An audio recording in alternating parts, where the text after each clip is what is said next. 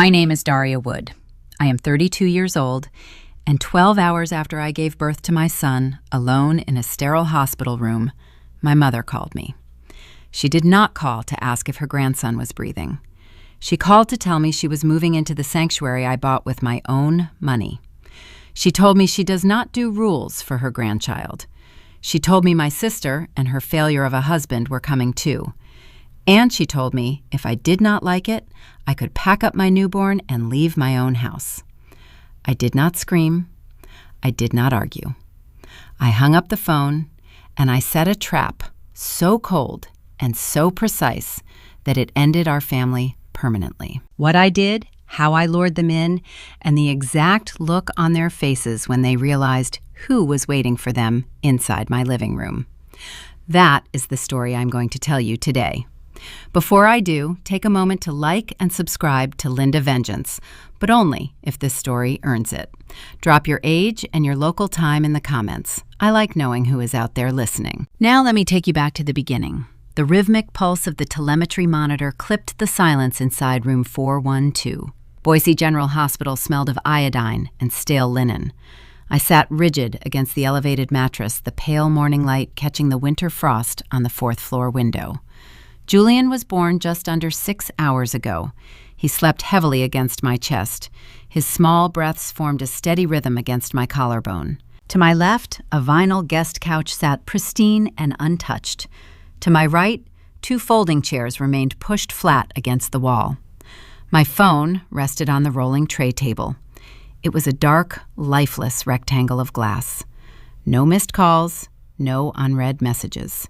I am a senior data analyst. My career involves isolating patterns within vast systems. The pattern here required no complex algorithm. I had paid my sister Ashley's community college tuition.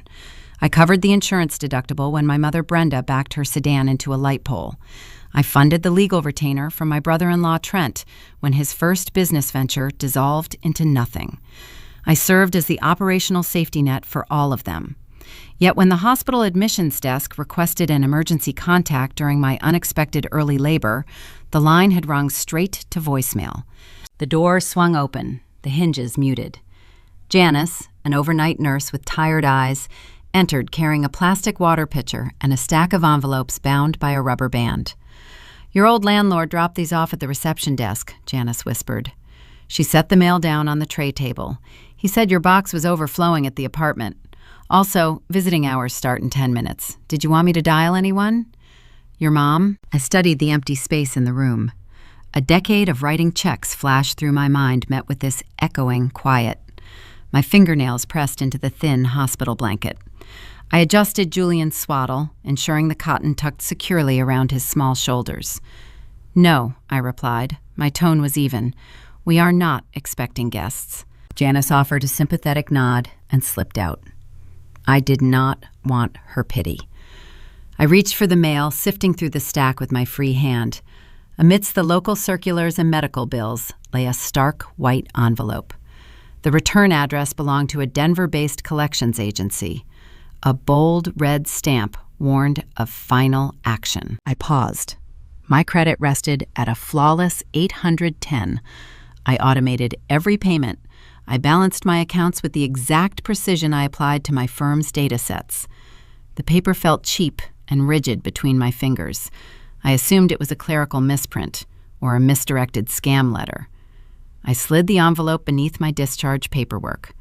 The anomaly registered in my mind, but the immediate survival of my son took precedence over administrative errors. I could not take Julian back to the old apartment. Ashley knew the door code. Brenda possessed a habit of dropping by unannounced to solicit funds for manufactured emergencies. That chapter of my life required an immediate conclusion. I unzipped the side pocket of my canvas duffel bag. My fingers closed over a cold, heavy brass key. It unlocked a modern craftsman home tucked away in Eagle, Idaho. It was a property I had purchased outright 6 months ago using a protected blind trust. No one in my family knew it existed. I had bought a fortress. The hospital discharge was scheduled for noon. I had a destination. My phone screen remained black. The silence from my family was a message. I was no longer going to pretend I did not hear it. I gathered my things and prepared to walk out of that hospital as a ghost to the people who only loved my bank account. The drive from Boise to Eagle took 40 minutes. Julian slept in his car seat, oblivious to the frost coating the pine trees along the highway. I gripped the steering wheel, watching the familiar exit approach. The Craftsman house sat at the end of a cul-de-sac, shielded by mature oak trees and a cedar fence. I had spent the last 6 months painting the nursery, assembling the crib, and filling the pantry. I did it all in secret. I wanted one space in this world where nobody asked me for a loan. I pulled into the driveway and cut the engine. The silence here was different from the hospital. It felt earned. I carried Julian inside, locking the heavy deadbolt behind me. The house smelled of fresh paint and lemon polish. I set the car seat on the kitchen island and exhaled. The tension in my shoulders began to unravel. For exactly 3 hours, I allowed myself to believe we were safe. I unpacked my duffel bag.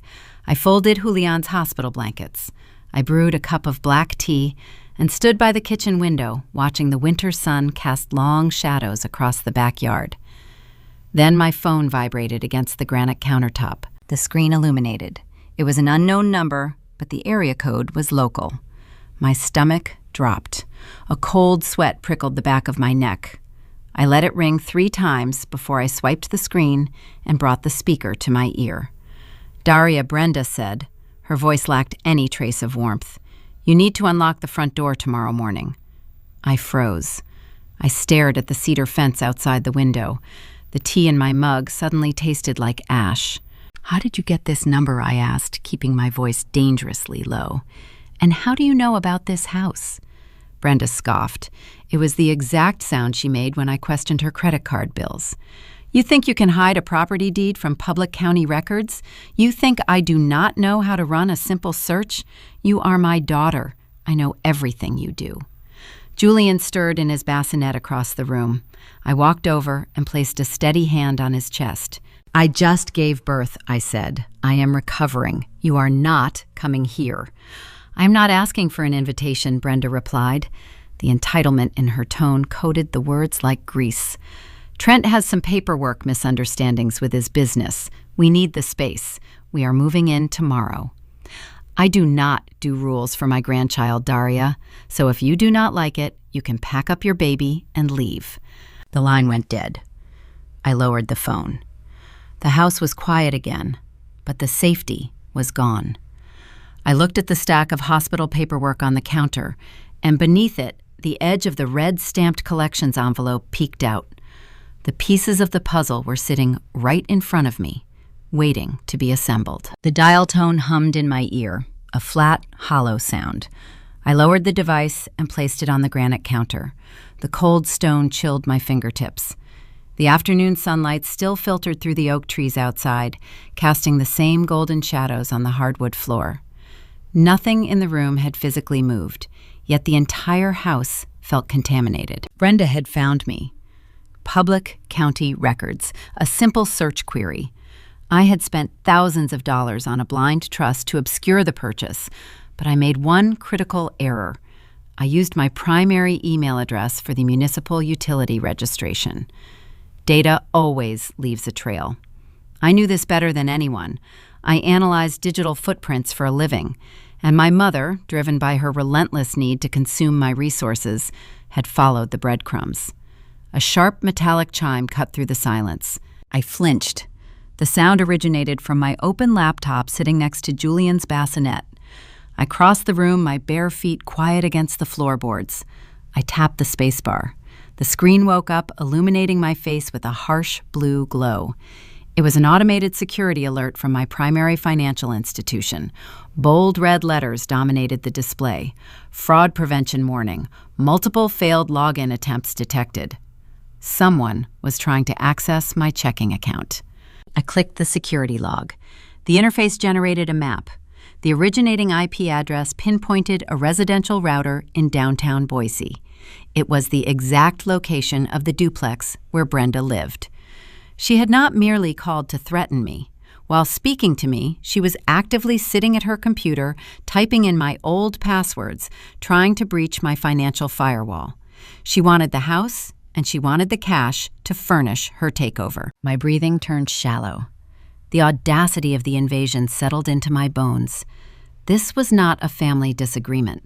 This was a coordinated strike. Let me explain the specific dynamic of my role in this family. I was never a daughter. I was a utility. 4 years ago, my sister Ashley decided she wanted a destination wedding in Tulum. She possessed zero savings and worked part-time at a boutique she rarely showed up for. Trent was an aspiring entrepreneur. That is the polite term for a man who uses buzzwords to mask his lack of a discernible income. When their venue demanded a $10,000 deposit, Brenda drove to my apartment at 10 at night. She did not knock. She let herself in with the emergency key I was foolish enough to give her. She stood in my kitchen weeping, claiming Ashley would cancel the wedding and sink into a deep depression if I did not help. I wrote the check. I ate rice and beans for 3 months to rebuild my emergency fund. Ashley did not even place me at the head table. She seated me near the service doors with Trent's distant cousins. I promised myself I would never write another check. Now, looking at the blinking security alert on my screen, I realized the rules had changed. They were no longer asking for handouts. They were taking what they believed was theirs by right. I changed my banking password. I enabled dual-factor authentication. I locked down the routing numbers. My hands moved across the keyboard with mechanical precision. I was a professional at mitigating risk. But a cold knot of dread formed in my stomach. The login attempts meant Brenda possessed my account numbers. She had pieces of my identity. I glanced at Julian. He let out a soft sigh in his sleep, his tiny fists curled near his chin. He was innocent. He knew nothing of the toxicity waiting to bleed into his world. I had purchased this home in Eagle to break the cycle. I envisioned him crawling on these floors, learning to walk in the backyard, growing up without the constant shadow of manufactured crises and financial extortion. Brenda's words echoed in the quiet room.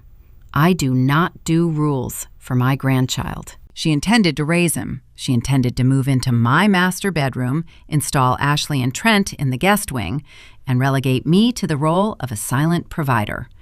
If I objected, I would be deemed the unreasonable one. I would be the villain in their narrative. They would consume my space, my money, and my son. I closed the banking portal and opened a secure terminal. I needed more data. Brenda had mentioned Trent dealing with paperwork misunderstandings. That phrase was a sanitized translation for legal trouble. Trent did not do paperwork. He barely managed to file his annual taxes without a dedicated accountant holding his hand. If Brenda was deploying Trent and Ashley to my property under the guise of a family visit, they were running from something. I typed Trent's full legal name into the state district court database. The search wheel spun. The silence in the house felt heavier now. The scent of fresh paint no longer smelled like a new beginning. It smelled like a target painted on my back. While the database queried, my gaze drifted back to the kitchen island. The stack of mail rested next to my cold tea. The white envelope with the red final action stamp sat there practically vibrating with intent. The collections agency in Denver. I had ignored it at the hospital. A tired new mother dismissing a bureaucratic error. But the failed bank login reframed the entire picture. Brenda trying to guess my password was clumsy. Brenda finding my utility registration was cunning. What if the Denver letter was not an anomaly? I walked back to the counter and picked up the envelope. The paper was thick, official. I slid my index finger under the flap and tore it open. A single sheet of paper rested inside. I unfolded it and read the header. Platinum Rewards Credit Services. Balance due, $34,612. I did not own a Platinum Rewards card. I had never banked with this institution. I read the itemized summary. The account was opened 6 months ago, the exact time I started funneling money into the blind trust to buy the Eagle House, the time I stopped answering Brenda's calls for emergency loans. The charges were listed in neat chronological rows. $5,000 to a criminal defense law firm in downtown Boise, $1,200 for luxury car rentals, $8,000 to a corporate leasing office. They were Trent and Ashley's expenses. My mother had not just found my address. She had stolen my Social Security number.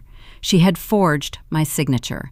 She had opened a line of credit in my name and handed it over to her golden child to fund their collapsing lifestyle. The collection notice demanded immediate payment to avoid wage garnishment and asset seizure. Asset seizure. The pieces clicked together with terrifying clarity. Brenda did not simply want to live in my house. She believed she owned me. She believed that by destroying my credit and saddling me with Trent's legal debt, she would render me financially crippled. She calculated that a single mother with a ruined credit score and a newborn would have no choice but to rely on her family. She was going to corner me, move into my paid-off home, and rule over it while I scrambled to pay off the fraudulent debt she created.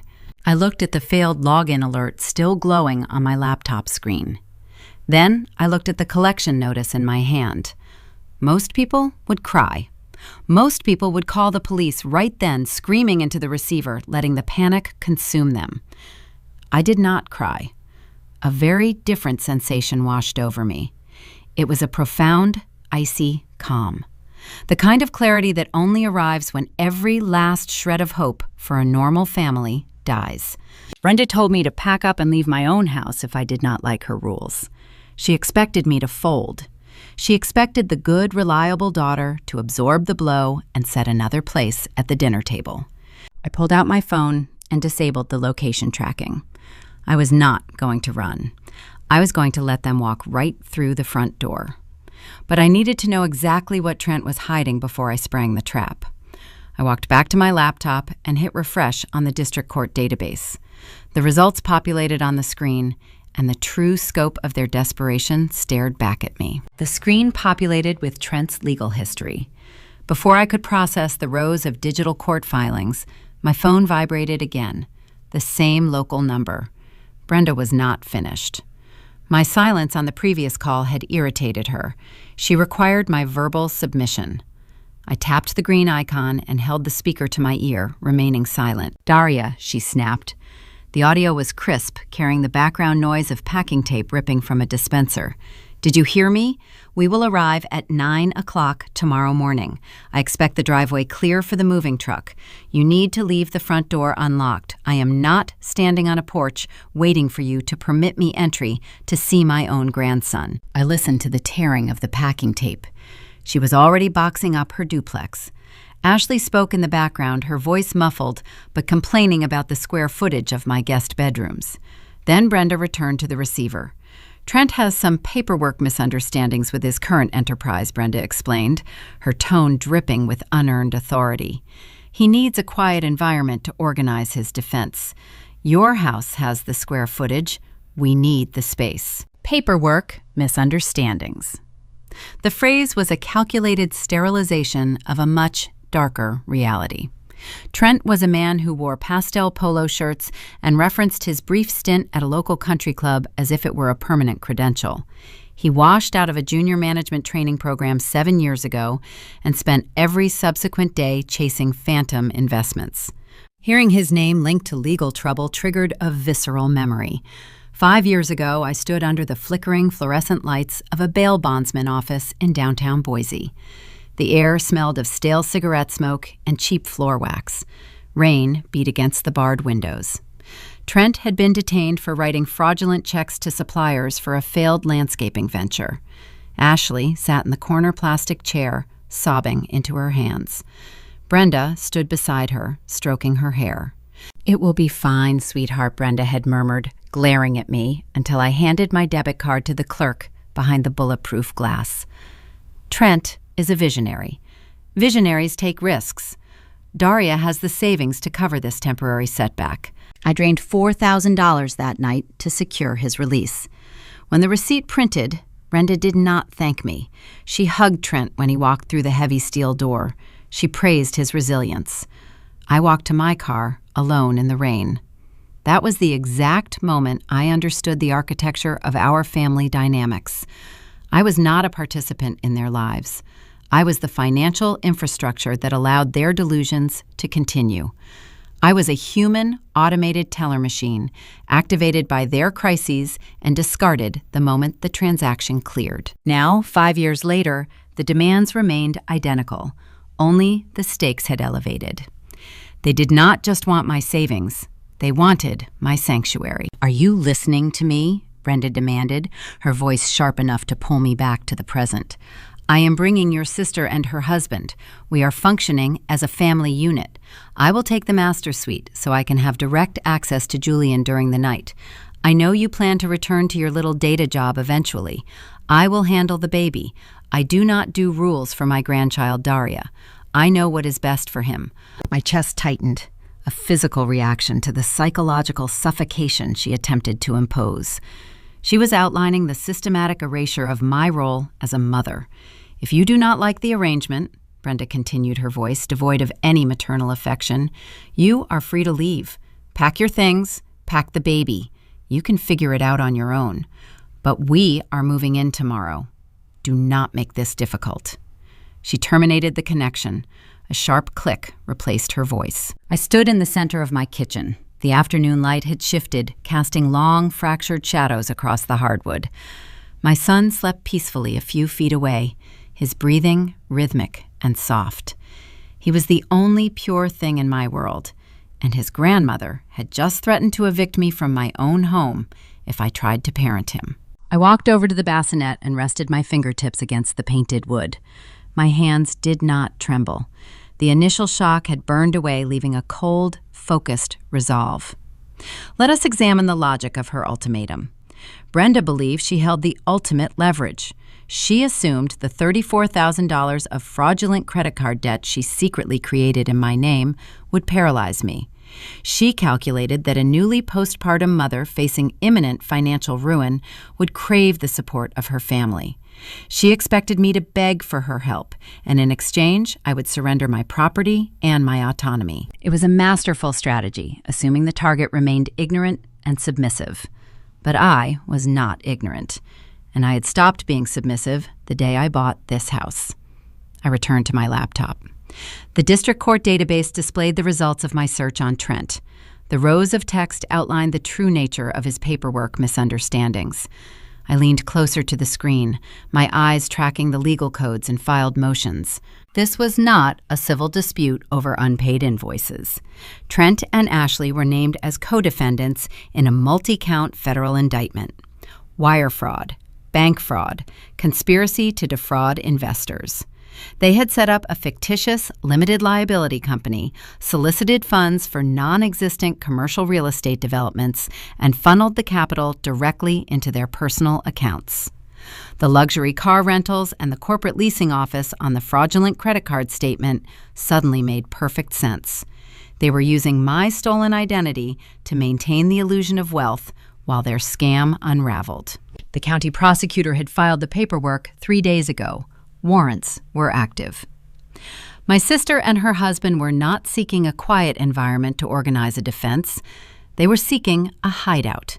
They needed an unlisted address away from their previous residence to evade the process servers and the federal marshals.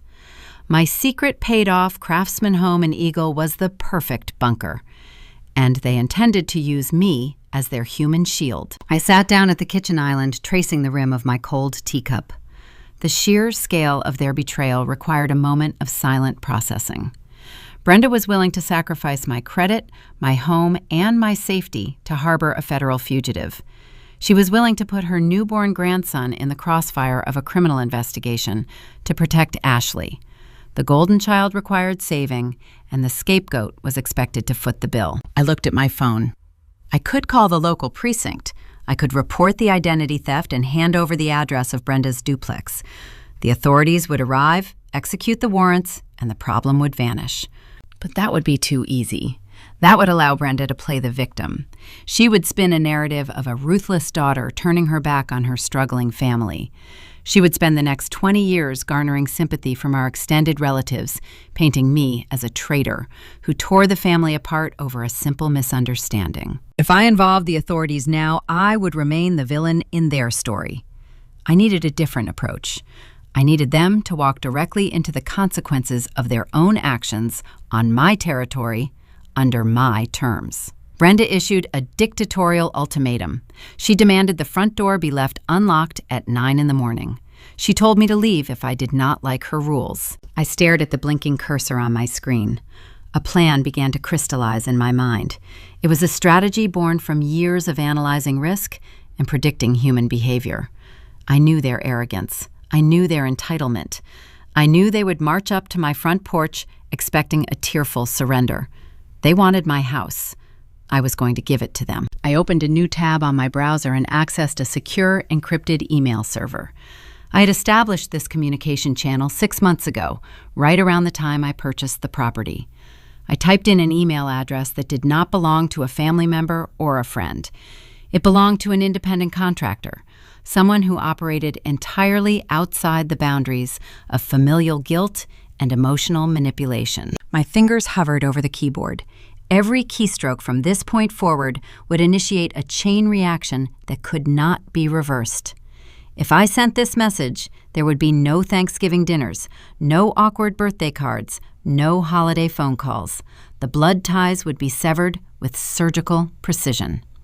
I glanced at Julian. He stretched his small arms, letting out a tiny, contented sigh before settling back into his sleep. My decision was already made. I began to type. The message was brief, outlining the exact parameters of tomorrow morning. I detailed the arrival time of the moving truck, the identities of the incoming occupants, and the active warrant numbers I had just pulled from the federal database. I pressed send. The encrypted message vanished into the digital ether. My mother thought she could use emotional terrorism to claim my life. She thought her dictatorial demands would force me into submission.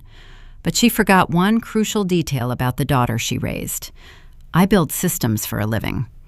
And tomorrow at 9 o'clock, Brenda, Ashley, and Trent were going to step directly into a machine designed to dismantle them. I just needed to make sure the bait was set. I held the collection notice directly under the kitchen pendant light. The harsh amber glare illuminated the fine print of the Platinum Rewards statement. $34,612. The initial shock had receded, replaced by the clinical precision of an analyst dissecting a corrupted operating system. I ran my thumb over the itemized charges. The paper felt thick and textured, carrying the unmistakable weight of corporate litigation. The dates printed next to each fraudulent transaction aligned perfectly with my 3rd trimester of pregnancy. While I was attending prenatal medical appointments alone, plotting a secure future for my unborn son, my mother was busy orchestrating my financial execution. Brenda did not stumble into identity theft by accident. The required information to bypass modern banking security protocols demanded intimate knowledge. She utilized my social security number, my previous addresses, and my maternal grandmother's maiden name. She intercepted the physical mail at my old apartment, filtering out the warning notices before I could see them. This was premeditated, calculated sabotage. Her dictatorial confidence on the phone suddenly gained a horrifying logic. Brenda did not issue an ultimatum from a place of mere arrogance. She issued it from a position of perceived supremacy. She believed she had successfully driven me into insolvency. In her mind, the collections agency was preparing to garnish my wages and freeze my legitimate checking accounts. She calculated that a newly single mother drowning in sudden, insurmountable debt would possess zero capacity to fight back. She expected me to surrender the Eagle property because she thought I would soon be begging her for grocery money. She manufactured the crisis so she could step through the front door as the tyrannical savior. My laptop screen glowed beside the bassinet. The encrypted email I sent moments ago showed a read receipt. 3 seconds later, my cell phone vibrated against the granite countertop. The caller identification displayed a restricted number. I answered on the first ring, pressing the speaker tight against my ear. "We have movement," a deep voice stated. The man on the line was Marcus Thorne. He was not a traditional legal fixer or a simple private attorney. Marcus operated out of the regional field office of the United States Secret Service, specializing in complex corporate financial crimes. Our professional relationship began exactly 180 days ago. Trent had foolishly attempted to solicit my data analytics firm as a silent partner for his commercial real estate development shell company. He sat in my office wearing a tailored suit he could not afford, handing me forged prospectus documents. He assumed my familial loyalty would blind me to the glaring numerical inconsistencies. He expected the quiet, obedient sister-in-law to rubber stamp his venture. Instead, I ran his limited liability company through a deep, algorithmic audit. I spent 3 sleepless nights tracing the digital money trail. I uncovered a sprawling web of offshore shell corporations, phantom investors, and systematic wire fraud. He was running a Ponzi scheme built on ghost properties. I did not confront Trent. I did not warn Brenda. I packaged the raw data onto an encrypted hard drive and handed it directly to Agent Thorne. For half a year, I had been quietly functioning as a confidential informant. I fed the federal government a steady stream of internal communications, banking routes, and falsified tax returns, connecting Trent to a multi-state fraud ring. Every time my mother praised Trent at a family dinner, I was mentally cataloging the evidence that would eventually put him in a concrete cell. "They are moving tomorrow morning," I told Marcus, keeping my voice a low, steady whisper. My mother just issued her demands. Trent and Ashley are abandoning their rental property. They intend to squat in my house in Eagle to evade the process servers. Marcus let out a slow breath. That aligns perfectly with our intercept data. The grand jury handed down the sealed indictments yesterday afternoon. Trent panicked. He knows the marshals are preparing to execute the warrants within 48 hours. He needs a location untethered to his name. Your unlisted property fits the profile. He assumes law enforcement cannot track him to a house they do not know exists. "What about the credit card?" I asked my gaze, returning to the collection letter on the counter. Brenda stole my identity to fund his legal retainers and luxury rentals. She opened a fraudulent line of credit to keep his facade intact while he scrambled for an exit strategy. She is actively funding a fugitive. "Send me the account number," Marcus replied. The sound of rapid keyboard clacking echoed through the receiver. If Brenda signed the digital application using the IP address from her duplex, we can attach her directly to the conspiracy charges. Wire fraud and identity theft carry heavy federal penalties, Daria. Are you prepared to cross that line with your own mother? I looked at Julian. My son was wrapped in a soft cotton blanket, utterly dependent on my ability to shield him from the predators hovering at the edge of his world. Brenda was willing to sacrifice my stability to harbor a criminal. She viewed my child not as a grandson to be cherished, but as a convenient pawn to secure my compliance. She wanted to steal his home to house a felon. "Cross it," I said. "I want every charge applied. I want the fraudulent debt cleared from my Social Security number, and I want the originators prosecuted to the maximum extent of the law. I am removing the safety net today." "Done," Marcus confirmed. "The tactical units are standing by. We just need to know exactly when the targets will be inside the perimeter. We cannot risk a high-speed pursuit through a residential neighborhood. We need them boxed in. We need a controlled environment." I closed my eyes and visualized the layout of the Eagle property. The long driveway flanked by mature oaks, the heavy cedar privacy fence securing the backyard. It was a beautiful home, designed for peace and quiet recovery. Tomorrow it would function as a federal mousetrap. "They are arriving at 9 o'clock tomorrow morning," I instructed. "They are bringing a rented moving truck." Brenda commanded me to leave the front door unlocked. She thinks she has cornered me. She believes I am packing my bags right now in total defeat. She expects to walk into an empty house ready for her reign. Marcus paused. "Do you want us to intercept them on the highway before they reach the subdivision?" "No," I answered. The word hung in the quiet kitchen, heavy with unyielding intent. "If you stop them on the highway, Brenda will claim ignorance. She will tell the authorities she was just helping her daughter move furniture. She will spin a narrative of victimhood, cry in front of a judge, and manipulate her way out of the handcuffs. I need them inside the house. I need them committing a documented, undeniable crime on my property before you reveal yourselves." The line went quiet for a moment while Marcus processed the tactical shift. Allowing desperate individuals to breach a physical location elevated the volatility of the operation. But Marcus understood the psychological necessity of the trap. He had read the extensive dossier. He knew the depth of their entitlement. "We will position the containment teams 2 blocks away," Marcus finally agreed. "We wait for your signal." "What is the mechanism, Daria?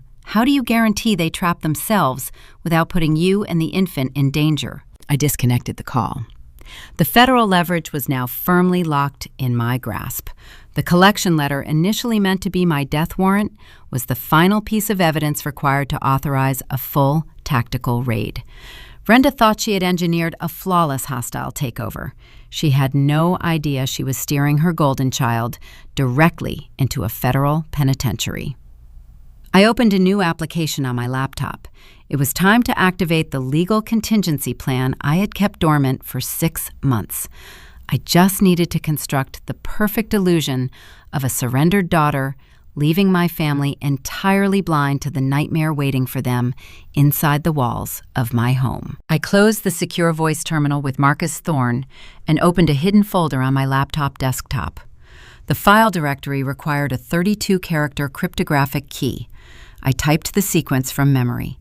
The screen shifted from a dark background to a stark white legal portal. This was the contingency plan. I did not sit in the dark at 2 a.m, scrambling to build a defense against my mother. I was a senior data analyst. I specialized in predictive modeling. When you feed a system a decade of parasitic behavior, the output is a mathematical guarantee. I knew Brenda would eventually launch a hostile takeover of my life. I just needed to be ready when she made her move. The house in Eagle was not legally deeded to Daria Wood. When I purchased the property 6 months ago, I routed the funds through a blind trust into a limited liability company named Meridian Holdings. My personal name appeared on 0 public municipal registers. Brenda found the utility bill because I made a calculated administrative error using an old email address. But the actual real estate belonged to a corporate entity. I learned to separate my identity from my physical assets when I was 20 years old. I had worked double shifts at a diner for an entire summer to purchase a used sedan. The day I brought it home, Brenda staged a tearful intervention in our cramped living room. She claimed Trent needed a reliable vehicle for a new logistics startup and shamed me into handing over the spare keys. 2 weeks later, Trent totaled the sedan while speeding through a red light. Brenda did not apologize to me. She blamed me for purchasing a vehicle with poor brake response. She told me families shared their resources, and my selfishness in wanting a private car had put Trent in danger. That was the lesson. If my family could see it, they believed they owned it. I clicked open a portable document format file labeled Appendix B. It was a dormant corporate housing lease. I had drafted this contract during my 2nd trimester, right around the time I hired Marcus to investigate Trent's shell companies. The tenant listed on the lease was Apex Executive Security. They were a private contracting firm run by retired military personnel, specializing in high-threat corporate asset protection. I had paid them a holding retainer for 6 months, keeping their services on standby. When I first realized Trent might eventually need a hideout from his defrauded investors, I researched Idaho eviction laws. If Brenda and her entourage managed to bring their suitcases inside my house and claim residency, the local police would classify the situation as a civil dispute. They would refuse to intervene without a court order. Brenda knew exactly how to weaponize tears. She would stand on my front porch holding a diaper bag, telling the patrol officers a fabricated story about a postpartum daughter suffering from a mental break. The police would advise us to work it out through the court system. By the time I secured a formal eviction notice, Trent would be entrenched, and the house would be a target for his angry creditors. I needed a barrier immune to maternal guilt trips. That was why I selected Apex Executive Security. Commander Sterling, the operational director, was a man carved from granite and operational procedure. When I interviewed him 6 months ago, I presented a hypothetical scenario involving hostile family members attempting to seize a property. Sterling did not blink. He informed me his operatives did not negotiate with trespassers. They dealt strictly in property rights and physical perimeter defense. If someone breached a structure leased to Apex, they were treated as an unauthorized hostile. This was the brilliant layer of the corporate lease. By signing the digital document, Meridian Holdings transferred all possessory rights to the security firm. I was intentionally removing my own authority to let Brenda inside. Even if I changed my mind and begged Commander Sterling to let my mother stay, the contract explicitly prohibited unauthorized guests during the staging period.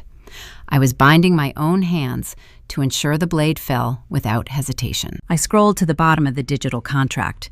The activation clause required a single electronic signature. By signing the document, I was executing a 6-month prepaid lease.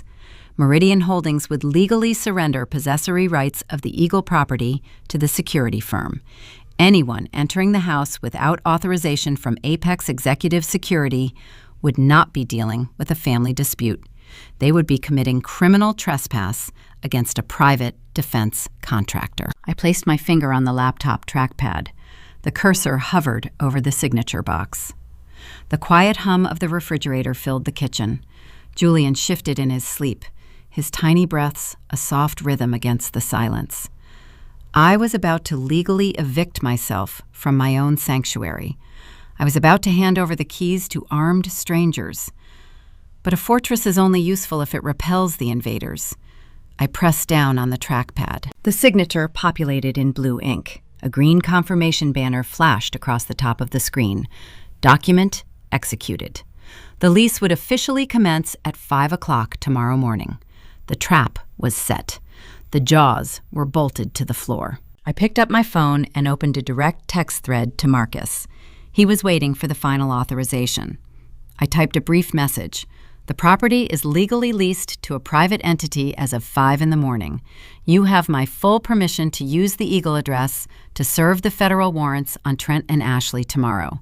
They will arrive in a rented moving truck. I will ensure they step inside the perimeter. Marcus replied with a question. Are you remaining on site during the execution of the warrants? I typed my response. Negative. I am evacuating with the infant before dawn. The house will be occupied solely by the private security detail. When Trent forces his way inside, he will not find a vulnerable sister-in-law. He will find an armed contracting unit. Once they secure the trespassers, your teams can move in and serve the federal paperwork. Marcus sent a brief acknowledgement. Understood. Containment teams will stage 2 blocks north. We wait for the security firm to log the physical breach. Do not put yourself in the crossfire. I set the phone down on the granite counter. The logistical framework was solid. The federal marshals were in position. The security firm was activated. The fraudulent credit card debt would soon be transferred to the perpetrators. Everything was perfectly aligned. But a perfectly designed trap is useless if the prey refuses the bait. Brenda was arrogant, but she was not a fool. She possessed a predatory instinct for detecting resistance. If she sensed I was laying a snare, she would pivot. She would redirect Trent and Ashley to a cheap motel and wait for me to drop my guard. She needed to believe her psychological warfare had broken my spirit. She needed to feel the intoxicating rush of total victory. I walked into the living room and surveyed my beautiful, quiet home. The plush rugs, the curated bookshelves, the soft ambient lighting. I had built a life here, however brief. Now, I had to pack it all away, not to flee in defeat, but to construct a flawless illusion. I needed to convince a woman who had spent 30 years manipulating me that she had finally dealt the fatal blow. The only way to lure a narcissist into a federal mousetrap is to feed their ego until they are blind to the danger. I had to fake a surrender so convincing it would extinguish any lingering suspicion in her mind. I had to become the broken, desperate daughter she always wanted me to be. I held the mobile device in my right hand. The screen felt slick against my palm. I needed to manufacture a performance capable of deceiving a woman who had spent 3 decades mapping my psychological weak points. Brenda possessed a highly calibrated radar for defiance. If my vocal cords carried even a fraction of resilience, she would suspect a trap. She needed to taste my unconditional surrender. I walked into the master bathroom and stared at the mirror. The fluorescent vanity lights highlighted the dark, bruised circles under my eyes. The physical exhaustion of childbirth was a tangible reality. I just needed to project that raw physical depletion into an emotional collapse. When I was 19, I secured a paid internship in Seattle. It was my initial escape route from the family ecosystem. I packed my duffel bags and left them by the front door while I went to print my boarding pass. Brenda found the luggage. She did not yell. She sat on the floor and cried until she hyperventilated, claiming my sudden departure would trigger a stress-induced cardiac event. She weaponized her own biology to force my compliance. I missed the flight. I stayed. That event taught me a crucial lesson about my mother. She fed on submission. She required her targets to vocally acknowledge her absolute supremacy. I dialed her local number. As I predicted, the line rang until the automated voicemail system engaged. Brenda was employing a classic power play. She issued a dictatorial command and then deliberately removed my ability to negotiate. She wanted me to leave a message begging for a compromise she had no intention of granting. A sharp tone signaled the start of the recording. I inhaled a shallow breath, intentionally restricting my airway to force a tremor into my lower register. "Mom," I said. I let a heavy, ragged pause linger in the digital recording. "I cannot do this. I cannot handle the fighting right now. Julian is crying and I am just so tired. You win. I am packing up the baby and I am leaving the state tonight. I will leave the front door unlocked by 9 tomorrow morning. Take the house. Just leave me alone." I disconnected the call. The performance was flawless. The audio file was stripped of all dignity, hollow, and utterly broken. It was the exact melody of a defeated scapegoat finally buckling under the weight of an insurmountable siege. But I did not just want to hope she bought the act. I needed empirical verification. I am a data analyst. I rely on verifiable metrics. I walked back to my laptop on the kitchen island. 2 years ago, when Trent and Ashley were pretending to run a legitimate logistics consulting firm, they constantly complained about missing client calls. To solve their manufactured problem, I purchased a high-end smart speaker system for their rental property. I set up the administrative account using my own credentials because neither of them possessed the cognitive patience to comprehend basic network configuration. I still maintained remote access to the integrated microphone arrays. They never bothered to change the passwords. They never bothered to understand the technology surrounding them. I opened the manufacturer application on my desktop and activated the drop-in feature for their living room console. I muted my own microphone to ensure total silence on my end. The audio feed crackled to life, broadcasting the ambient noise of their rental property directly into my kitchen. I heard the sharp clinking of glass against glass. Someone was pouring a celebratory drink. "Play it again," Trent slurred slightly. His voice carried the distinct echo of a large, mostly empty room. They were already packing boxes. I heard the digital playback of my own voice echoing through their living room. "You win. I am packing up the baby, and I am leaving." A chorus of laughter erupted through my laptop speakers. It was a cruel, triumphant sound. There was no pity for a mother driven from her home. There was only the intoxicating thrill of a successful conquest. "I told you," Brenda gloated. Her voice was thick with unearned pride. "She always folds. You just have to apply the right amount of pressure. She has no spine. She never did." Ashley chimed in, her tone dripping with intense entitlement. "Did you hear her voice? She sounded pathetic." I call the master bedroom with the soaking tub. "Trent, you can set up your monitors in the den. We can finally get out of this dump before the landlord serves the eviction papers." "We need to be there right at 9, Trent added, his voice dropping into a conspiratorial whisper.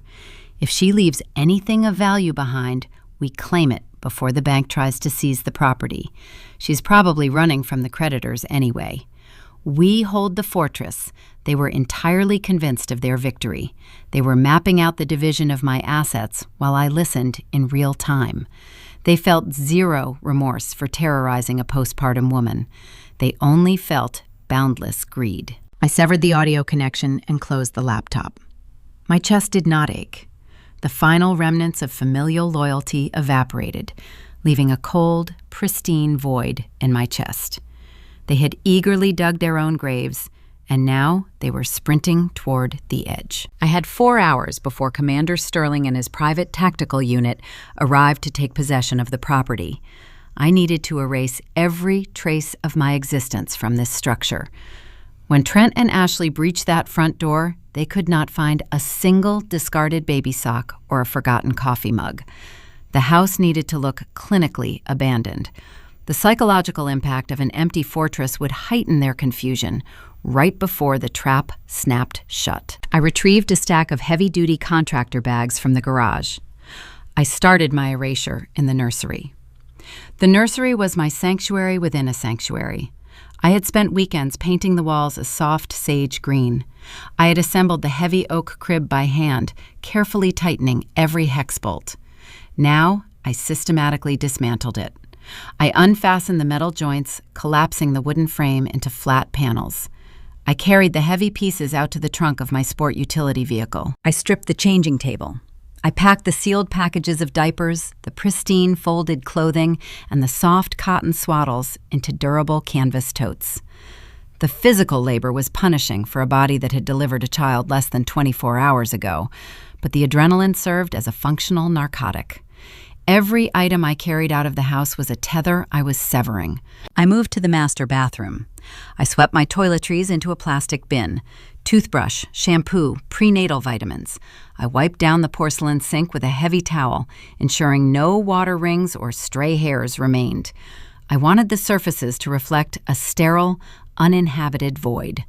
In the kitchen, I emptied the refrigerator. I tossed the fresh produce and the prepared meals into a black garbage bag. I carried the trash out to the municipal bin on the curb. I wiped down the granite countertops with an industrial solvent, leaving the sharp chemical scent of bleach hovering in the air. I packed my laptop, my legal documents, and the fraudulent collection notice into a secure, waterproof briefcase. Julian remained asleep in his portable bassinet, entirely shielded from the systematic dismantling of his first home. By 4 a.m, the house was a shell. The walls echoed when I walked down the hallway. The plush rugs remained, but the personal artifacts were entirely gone. It looked exactly like a staged model home waiting for unknown occupants. I stood near the front entryway, surveying the vacant living room. The moonlight filtered through the large bay windows, casting long, pale beams across the polished hardwood floor. In exactly 5 hours, Brenda would march up this driveway. Trent would shatter the silence of this quiet suburban neighborhood. They would walk through the door expecting a conquered territory. They believed their psychological warfare had broken me. They believed they were the apex predators claiming a defenseless nest. But the nest was empty, and the corporate lease was signed. The predators were about to step into a cage. I gathered Julian into his insulated car seat and prepared to hand over the keys. The dashboard clock read 4:55 in the morning. Frost coated the windshield of my sport utility vehicle, blurring the street lamps into pale orange halos. I sat in the driver's seat with the heater running on low. Julian slumbered quietly in his rear-facing carrier, his small chest rising and falling in perfect rhythm. The cul-de-sac remained silent, wrapped in the deep chill of an Idaho winter dawn. A low mechanical rumble vibrated through the quiet neighborhood. 2 matte black transit vehicles turned onto my street. They moved with predatory grace, their headlights extinguished to maintain a low profile. They glided up my driveway and parked in parallel formation, blocking the front entrance entirely. The heavy doors opened in unison. 5 men stepped onto the concrete. They did not wear traditional police uniforms or cheap security polo shirts.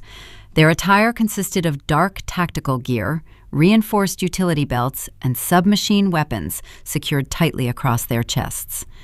They moved with the silent, synchronized efficiency of a unit accustomed to hostile environments. Commander Sterling emerged from the lead vehicle. He was a man composed entirely of sharp angles and unyielding discipline. His background rested in elite military contracting managing asset protection for foreign dignitaries and high-threat corporate infrastructure. When I negotiated his retainer 6 months prior, I selected his firm specifically because they did not recognize social nuances or familial disputes. They recognized legal boundaries and physical threats. I stepped out of my vehicle, pulling my wool coat tight against the biting wind. Ms. Wood Sterling greeted. His voice carried the rough timbre of crushed gravel. He did not offer a handshake. His gaze swept the perimeter of the property, evaluating sightlines and potential breach points. "Are the premises vacated?" I nodded. "The interior is empty. You hold the keys." "We require a physical clearing before the lease activates," Sterling stated. He signaled his team with 2 fingers. The 4 operatives bypassed us, moving seamlessly toward the front door. They unlocked the deadbolt and entered the structure. I stood on the frost-covered driveway next to the commander. The air felt thin and sharp. We waited in silence while his men conducted a room-by-room sweep of my former sanctuary. Sterling unzipped a leather folio he carried under his left arm. He withdrew a thick stack of printed documents and a metal pen. "My firm operates under strict liability protocols," he explained, his eyes never leaving the front door of the house. "We frequently utilize residential structures as temporary forward operating hubs. Our presence requires zero ambiguity regarding ownership and occupancy. If an unauthorized individual breaches this perimeter, my men will respond with proportionate force. They will not ask for identification. They will neutralize the intrusion." The front door opened. The lead operative stepped onto the porch and gave a single nod. "The structure is clear," the operative reported. "Zero trace of civilian presence." Sterling turned his attention back to me. He extended the leather folio. "This is the notarized vacant property affidavit," he said. "Read it carefully before you sign." I took the heavy paper. The legal jargon was dense, but the core mechanism was incredibly straightforward. By affixing my signature, I was swearing, under penalty of perjury, that the Eagle property was devoid of all lawful tenants, guests, or family members. Furthermore, I was transferring all entry authorization to Apex Executive Security. Under Idaho Property Code, Sterling continued his tone, clinical and detached. "This document removes your personal liability and strips any potential intruder of the implied consent defense. If your relatives arrive and claim you invited them or assert they possess familial rights to the dwelling, the responding police officers cannot treat the incident as a civil domestic disturbance. This piece of paper legally reclassifies the structure from a private family home into a secured corporate facility." He tapped the bottom line of the affidavit. "If anyone steps foot past that threshold after 6 o'clock this morning without my explicit written authorization, they commit felony criminal trespass. Even you, Ms. Wood. If you walk back inside after signing this, my men will detain you and hand you over to the county sheriff." I stared at the signature line. This was the final lock on the cage. For my entire life, Brenda utilized the concept of family as a universal skeleton key. She believed sharing blood meant she could bypass any boundary I erected. She walked into my apartment whenever she wanted. She drained my savings account because she felt entitled to my labor. She claimed my son as her own property. She always possessed an excuse. "It is just your sister," she would say. "We are your blood. You cannot shut us out." This notarized affidavit vaporized that defense. It transformed her biological leverage into a prosecutorial weapon. The law did not care about her manipulative tears or her maternal demands. The law only cared about the ink on this page. I clicked the metal pen. My hand hovered over the document. A sudden wave of cold dread washed through my stomach. It was not regret. It was the terrifying realization of the permanence attached to this action. Once I signed, the events of the morning would spiral far beyond my control. I was giving armed contractors the legal authority to treat my mother and sister as hostile targets. I pictured Julian sleeping in the vehicle. I remembered the fraudulent collections notice sitting in my briefcase, a debt designed to enslave me. I remembered the cruel laughter echoing through the smart speaker when Brenda thought she had finally broken my spirit. I pressed the pen to the paper and signed my full legal name. Sterling took the folio back. He inspected the signature, verifying the date and time. He slid the document into a protective sleeve and placed it inside his tactical vest. "The lease is active," Sterling confirmed. "We officially hold the property." The 4 operatives began unloading heavy, hard-shelled cases from the rear of the transit vehicles. They carried encrypted communication arrays, surveillance monitors, and perimeter defense systems into my living room. They were transforming the space where I had planned to rock my child to sleep into a hardened command center. The contrast was stark, but it brought me a profound sense of relief. "You should depart the area," Sterling advised. He adjusted the strap of his weapon. "If your designated targets arrive at 9 o'clock as you indicated, the situation will deteriorate rapidly. You do not want the infant exposed to the resulting chaos. I will monitor the exterior cameras remotely," I said. "I gave you full authorization to contact the authorities the moment they breached the glass." "We do not need to contact the authorities," Sterling corrected, a faint, humorless smile touching the corner of his mouth. "The moment an unauthorized entity attempts to force entry, our internal dispatch automatically triggers a Priority 1 intrusion alarm with the local precinct. The police will arrive within 4 minutes." It was a flawless system. I walked back to my vehicle and opened the driver's side door. The heater had warmed the cabin, creating a small, safe cocoon for Julian. I climbed inside and fastened my seatbelt. Sterling stood in the driveway, a dark sentinel guarding the gates of my former life. I shifted the transmission into drive and steered away from the curb. The headlights pierced the lingering morning fog as I navigated out of the quiet cul-de-sac. I glanced in the rearview mirror one final time. The black transit vehicles blended seamlessly into the shadows of the large oak trees. The house looked dark, quiet, and entirely defenseless.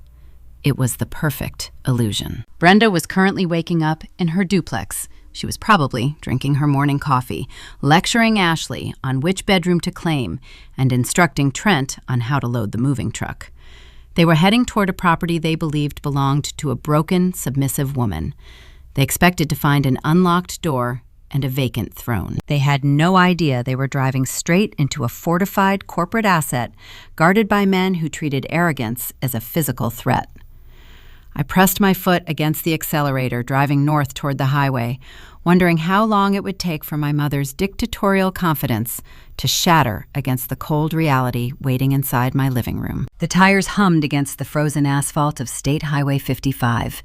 I navigated the winding 2-lane road, pushing further into the remote, timber-dense region of the Payette National Forest. The dashboard digital clock glowed pale blue, marking the time as 5:40 in the morning. Complete darkness smothered the surrounding landscape, save for the twin beams of my headlights piercing the thick pine canopy. I gripped the leather steering wheel. My knuckles turned white under the strain. For the past 24 hours, adrenaline had functioned as a primary fuel source, masking the sheer physical exhaustion of labor. Now trapped in the quiet isolation of the moving vehicle, the adrenaline began to metabolize. In its absence, a profound, suffocating wave of guilt flooded my chest. Society conditions us to revere the maternal bond. Culture demands unconditional forgiveness for the woman who gave you life. Movies, literature, and unsolicited advice from strangers all peddle the same toxic narrative. Blood is thicker than water. You only get one mother. You have to make it work. My analytical brain knew those platitudes were dangerous fallacies designed to trap victims inside abusive ecosystems. Yet 3 decades of relentless psychological conditioning is difficult to reprogram in a single night. Brenda had spent my entire existence installing tripwires in my subconscious. Every time I attempted to establish a boundary, she triggered a detonation of shame. I remembered my high school graduation. I had earned the valedictorian title and secured a full academic scholarship to a prestigious out-of-state university.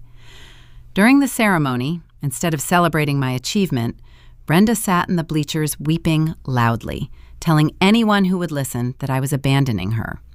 She ruined the reception by suffering a phantom panic attack, forcing me to leave my own party to drive her to the emergency room. The attending physician found 0 physiological anomalies. It was pure theater, executed flawlessly to remind me that my independence caused her physical agony. I drove through the winding mountain pass fighting the phantom grip of that manufactured obligation. I was actively steering my mother toward a federal indictment. I had orchestrated a scenario where she would likely watch her golden child be tackled onto a manicured lawn by armed deputies. A treacherous voice whispered from the dark corners of my mind. What kind of daughter does this? Are you the monster she always claimed you were? The internal war waged on pitting my survival instinct against my indoctrinated compliance. The heavy silence of the cabin amplified the conflict until a sharp, high-pitched wail shattered the quiet. Julian was awake. His cry started as a frustrated whimper and rapidly escalated into a full, panicked scream. The sound spiked my cortisol levels. I scanned the dark highway, searching for a safe refuge. 2 miles ahead, a dilapidated roadside rest stop emerged from the shadows. I signaled, easing the heavy vehicle onto the gravel shoulder and parking beneath a flickering sodium vapor street lamp. I unbuckled my harness and climbed into the rear passenger compartment. The frigid mountain air seeped through the glass, dropping the ambient temperature. Julian thrashed against the straps of his carrier, his face flushed crimson, his tiny fists punching the empty air. "Hey," I whispered, keeping my vocal register low and steady. "I am right here. You are safe." I released the harness and lifted his fragile weight against my shoulder. He felt impossibly small, a tiny radiating core of heat in the freezing vehicle. I rocked him gently, pacing the narrow space between the seats, humming a soft, wordless melody. The familiar vibration of my chest gradually neutralized his panic. His screams subsided into wet, rhythmic hiccups. I sat down, cradling the back of his head in my palm. The amber light from the street lamp illuminated his face. He possessed my dark eyes, but his jawline belonged entirely to him. A blank slate, a brand new life untainted by the generational rot that had consumed my family tree. Looking at his innocent sleeping features, the suffocating guilt evaporated. It did not just fade, it incinerated, replaced by an incandescent, unyielding fury. If I surrendered to Brenda's demands, what future would Julian inherit? He would grow up in a household where his mother was treated as a submissive servant. He would learn that love is transactional, that boundaries are punishable offenses, and that financial extortion is standard operating procedure. Brenda would inevitably turn her predatory gaze upon him the moment he proved useful. She would drain his college fund to bail Trent out of his next catastrophic failure. She would demand Julian sacrifice his own dreams to prop up Ashley's delusions of grandeur. The fraudulent Platinum Rewards credit card flashed in my memory. $34,000. Brenda was willing to saddle me with crippling federal debt to harbor a fugitive. She did not care if that debt prevented me from buying Julian food, clothing, or medical care. She viewed my son as collateral damage in her campaign to protect Trent. I kissed Julian's warm forehead. I was not a monster for protecting my child. I was the immune system isolating and expelling a lethal virus before it could infect the host. The cycle of exploitation stopped with me. I would absorb the societal judgment. I would bear the title of the ungrateful daughter if it meant Julian never had to learn the bitter taste of familial betrayal. I secured him back into his carrier. He remained asleep, his breathing deep and even. I climbed back into the driver's seat, my psychological resolve hardened into impenetrable steel. The lingering shadows of doubt were entirely banished. I shifted the vehicle into gear and merged back onto the empty highway. The sun began to breach the eastern horizon, painting the snow-capped peaks in brilliant shades of violet and gold. The darkness retreated. 50 minutes later, I arrived at the unlisted lakeside cabin. The property belonged to an old colleague who was currently living overseas. It was secluded, accessible only by a single dirt access road, and surrounded by dense evergreen timber. I parked near the wooden deck and carried Julian inside. The cabin felt rustic but secure. I adjusted the thermostat, listening to the heavy furnace roar to life. I placed Julian in a portable travel sleeper near the stone fireplace, ensuring he remained warm and undisturbed. I walked to the heavy oak dining table and unzipped my waterproof briefcase. I withdrew my laptop and plugged the power adapter into the wall outlet. My watch indicated the time was 8:15 in the morning, 45 minutes until Brenda issued her decree. I connected the machine to the cabin's secure wireless network. I opened the dedicated surveillance application and entered my administrative credentials. The software initialized, retrieving the high-definition video streams from the Eagle property. The screen fragmented into 4 distinct camera angles. Camera 1 displayed the wide sweeping view of the front driveway and the mature oak trees. Camera 2 covered the covered porch and the heavy wooden front door. Camera 3 monitored the side perimeter and the glass patio entrance. Camera 4 provided a bird's-eye perspective of the rear yard and the cedar privacy fence. The exterior of the house appeared perfectly serene. The morning sun illuminated the frost-covered lawn, creating a pristine, glittering landscape. There was zero indication that 5 heavily armed private security operatives were stationed just beyond the drywall, monitoring their own internal sensors and waiting for a breach. Everything was still. Too still. The anticipation hummed in my veins, a potent mixture of dread and vindication. I opened a secondary window on my desktop, pulling up the live positioning tracking beacon Marcus Thorne had provided. The blue dot representing the federal containment team pulsed steadily, stationed exactly 2 blocks north of my address. They were in position, hidden from view, waiting for the trap to spring. My phone sat next to the keyboard, silent and dark. Brenda had not attempted to contact me since she played my manufactured voicemail of surrender. She believed her psychological campaign was a resounding success. She thought the war was over. I watched the digital clock on my computer screen advance. 8:30, 8:40. The minutes crawled with agonizing slowness. I leaned forward, my eyes scanning the high-definition feeds for any sign of movement. Will they actually arrive in a moving truck? Will Brenda arrogantly march up to the door, or will Trent lead the charge? Will they spot the unmarked transit vehicles hidden in the shadows of the cul-de-sac, or will their staggering entitlement blind them to the obvious tactical anomalies? The digital numbers flipped to 8:55.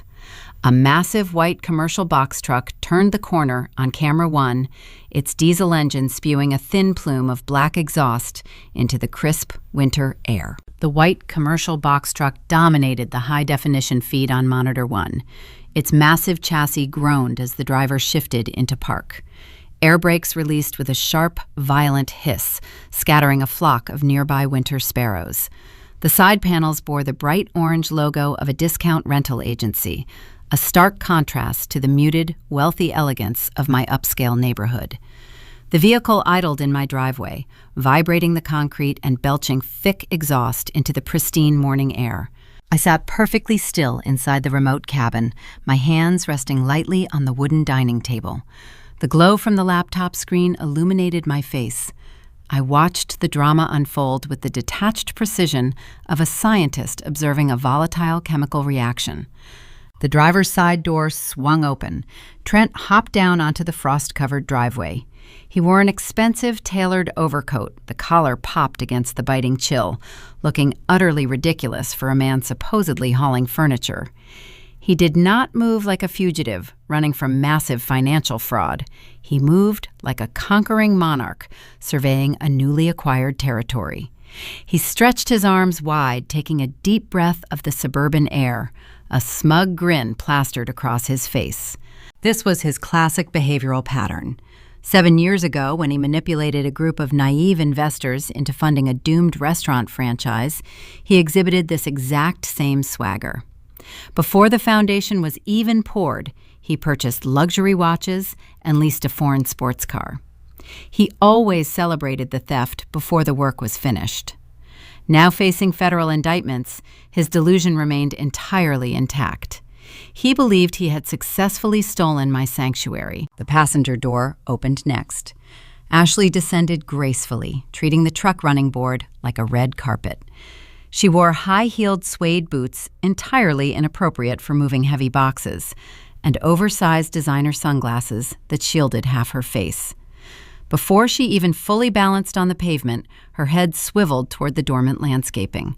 Through the sensitive exterior microphones, I heard her sharp, nasal voice clearly. "These hedges are hideous," she complained, gesturing wildly toward the carefully pruned laurel bushes lining the walkway.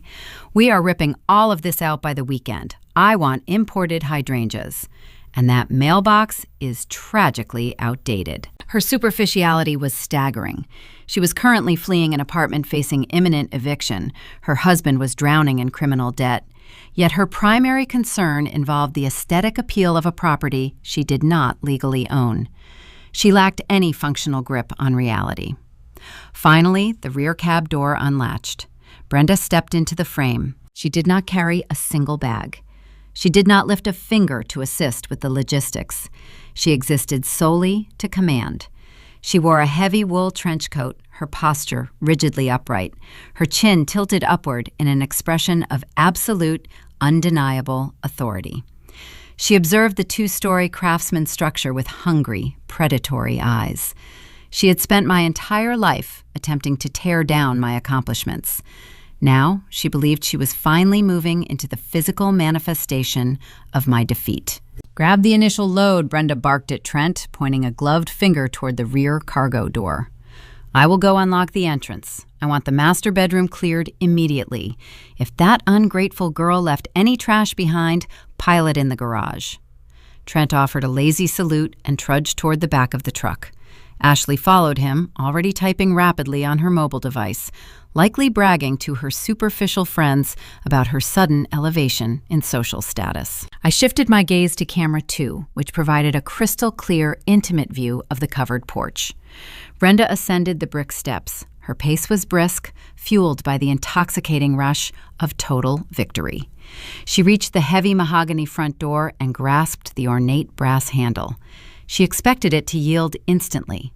She expected to swing the gateway open and claim her prize. She pushed down on the lever. The hardware refused to turn. A solid, unyielding, metallic clatter echoed through the audio feed. Brenda froze. Her smug expression evaporated, instantly replaced by a deep, dangerous scowl. She rattled the handle again, applying significantly more force. The deadbolt held firm. This was the pebble that started the avalanche. For a normal citizen, a locked door signifies a boundary. It suggests the occupant is either asleep away or simply demands privacy. For my mother, a locked door was a direct, unforgivable insult. She did not view me as an autonomous human being with basic property rights. She viewed me as an extension of herself. Denying her access was the equivalent of a hand refusing to obey the brain. "Daria!" she shouted, her voice sharp enough to cut through the heavy timber door. "Open this right now!" Silence answered her. Her fury escalated rapidly. She curled her gloved hand into a tight fist and began pounding fiercely against the wood. The rhythmic thumping vibrated through the microphone, a violent, demanding cadence. "I told you to leave this unlocked," Brenda screamed, her composure entirely shattering. "Do not play games with me. I know you are in there, hiding like a coward. Open the door before I have Trent break it down." The dramatic irony of the situation was absolutely electric. It sent a thrilling shiver down my spine. Outside the structure, a bitter, aging woman threw a temper tantrum on a frosty porch, entirely confident in her supreme dominance. She believed she was terrorizing a weeping, broken daughter cowering in the hallway. Inside the structure, the reality was terrifyingly different. I could perfectly visualize the current scene unfolding in my living room. 5 highly trained, heavily armed, private security operatives were stationed behind that mahogany barrier. Commander Sterling was likely watching his internal monitor, observing Brenda's aggressive assault on his legally leased perimeter. His men were not intimidated by her shrieking. They were calmly waiting for the official breach. They stood like statues, their hands resting near their tactical weapons, treating her not as an angry mother, but as a hostile intruder testing the defenses. Brenda spun around, her face flushed dark crimson with rage. "Trent," she bellowed, "get up here." Trent abandoned the rear cargo door and jogged up the walkway, his expensive coat flapping in the wind. Ashley trailed closely behind him, clutching her phone, looking profoundly annoyed by the delay. "What is the problem?" Trent asked, bounding up the steps. "The selfish brat locked it," Brenda spat, pointing an accusing finger at the brass hardware. "She sent me a message promising the house would be open. She is intentionally defying me. She thinks she can disrespect her family and get away with it." Trent puffed out his chest, stepping in front of Brenda to demonstrate his supposed masculinity. He grabbed the handle and yanked it violently back and forth, attempting to force the internal mechanism to fail.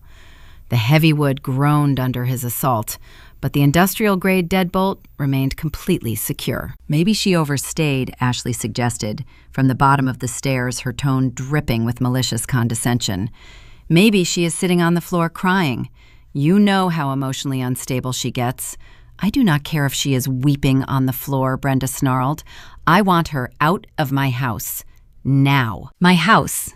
She said the words with zero hesitation. She had not contributed a single dollar to the mortgage. She had never signed a piece of paper. Yet, in her warped psychological framework, my assets belonged to her by divine right. Trent stepped back, examining the heavy mahogany door. "We cannot kick this in," he muttered, assessing the reinforced frame. "It is too solid. We need another way inside." "Check the side gate," Brenda commanded. "Go around to the patio." She always leaves the sliding glass door unlocked when she goes out to the garden. "Find a way in and let us through the front."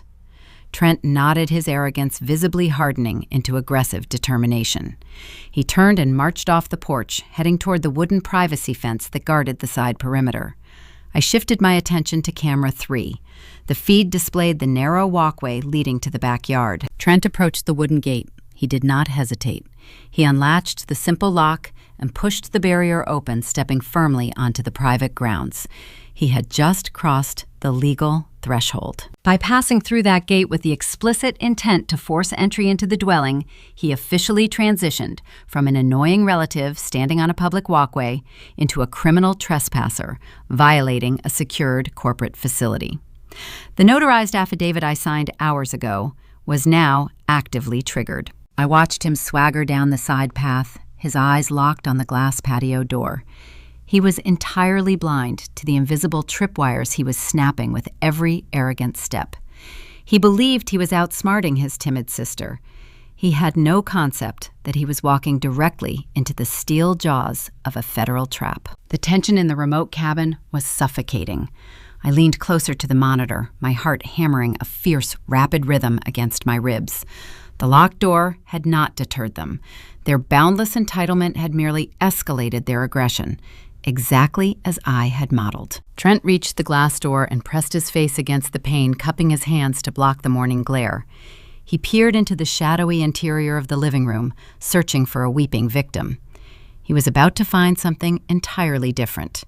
Will he recognize the danger lurking in the shadows, or will his unyielding arrogance compel him to shatter the glass and seal his own doom? Trent pressed his face against the cold pane of the sliding patio door. Through the high-definition surveillance feed on my third computer monitor, I watched his warm breath fog the clear surface. He shielded his eyes with his left hand, attempting to peer into the shadowy depths of my vacant living room. He saw nothing but empty space and dark hardwood floors. Brenda marched down the concrete side walkway, her heavy footsteps echoing loudly through the highly sensitive exterior microphones.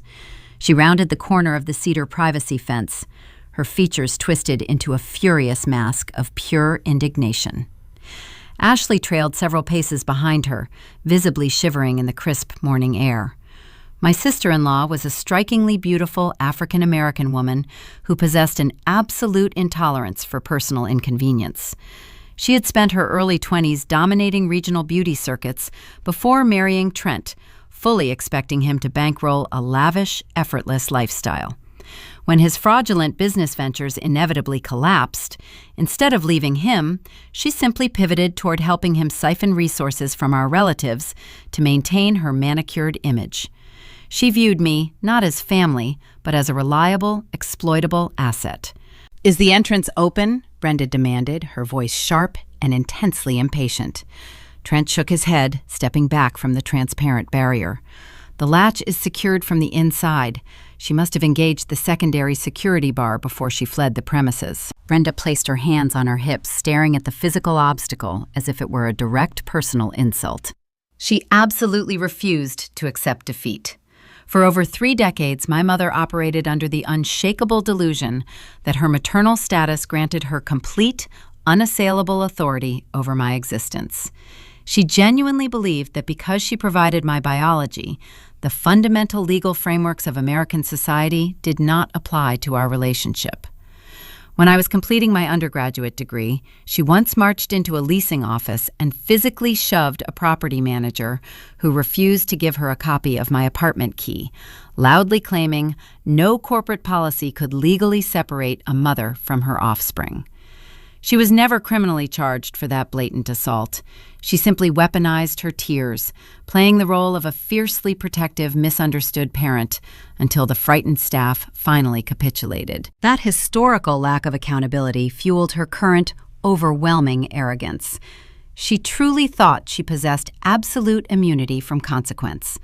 She believed commandeering my home was not an act of felony theft, but merely the routine collection of a rightful biological tax.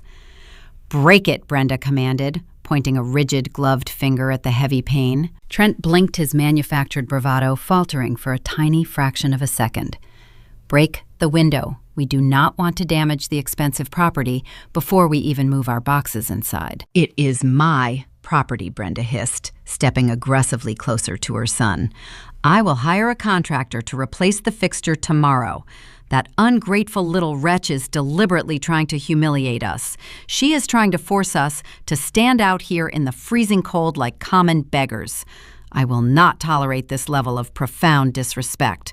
Smash the lock and open this door immediately." Ashley crossed her arms tightly across her chest, shivering again. "Just do it, Trent. I am absolutely freezing and my designer boots are getting completely ruined in this damp grass." She cannot do anything to retaliate anyway. She is probably driving to some cheap roadside motel crying right now. Show her we are not playing these stupid, childish games. Trent nodded, his fragile ego successfully bolstered by the demanding pressure from his mother and his wife. He jogged briskly back down the walkway, disappearing from the camera frame for a brief moment.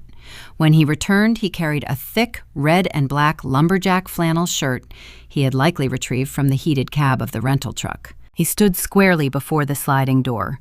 He wrapped the heavy fabric tightly around his right fist, methodically creating a makeshift boxing glove. He rolled his shoulders backward, preparing to unleash his pent-up frustration upon the physical boundary I had legally established. I leaned forward in my wooden chair inside the remote lakeside cabin, my eyes permanently glued to the glowing screen. The dramatic irony saturating the moment was so incredibly thick, it felt almost tangible.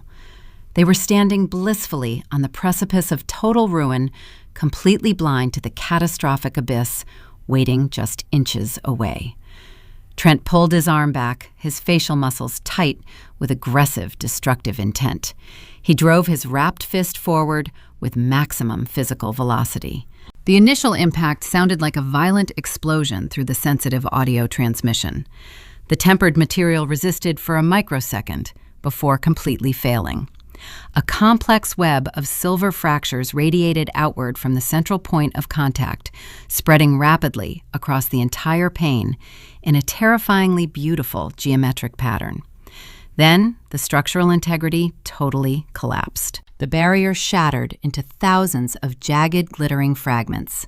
The ruined pieces rained down onto the exterior concrete patio and the interior hardwood floor, creating a chaotic, cascading melody of pure destruction. I did not flinch or look away from the monitor. I watched the sharp shards fall with a profound, overwhelming sense of liberation. That shattering action was deeply symbolic. It vividly represented the permanent, violent, and irreparable destruction of our fabricated kinship. For decades, I had meticulously glued the fragile pieces of our relationship together, silently, absorbing the psychological abuse, secretly paying the mounting financial debts, and smiling through the emotional torture, just to maintain the illusion of a cohesive, loving unit. I had bled my own soul dry to keep that theoretical window perfectly intact. Now my brother had voluntarily thrown the final, fatal punch. By illegally forcing his way into my fortified sanctuary, he annihilated the last lingering ghost of familial loyalty. There was zero possibility of repairing this massive breach. There was no sweeping up these dangerous shards and pretending the horrific damage never occurred. The destruction was absolute and final. My mother and my sibling had just violently demolished the very concept of our shared bloodline. Trent carefully knocked the remaining jagged teeth from the metal frame, utilizing the padded fabric to protect his knuckles from the incredibly sharp edges. He successfully cleared a large opening near the internal locking mechanism.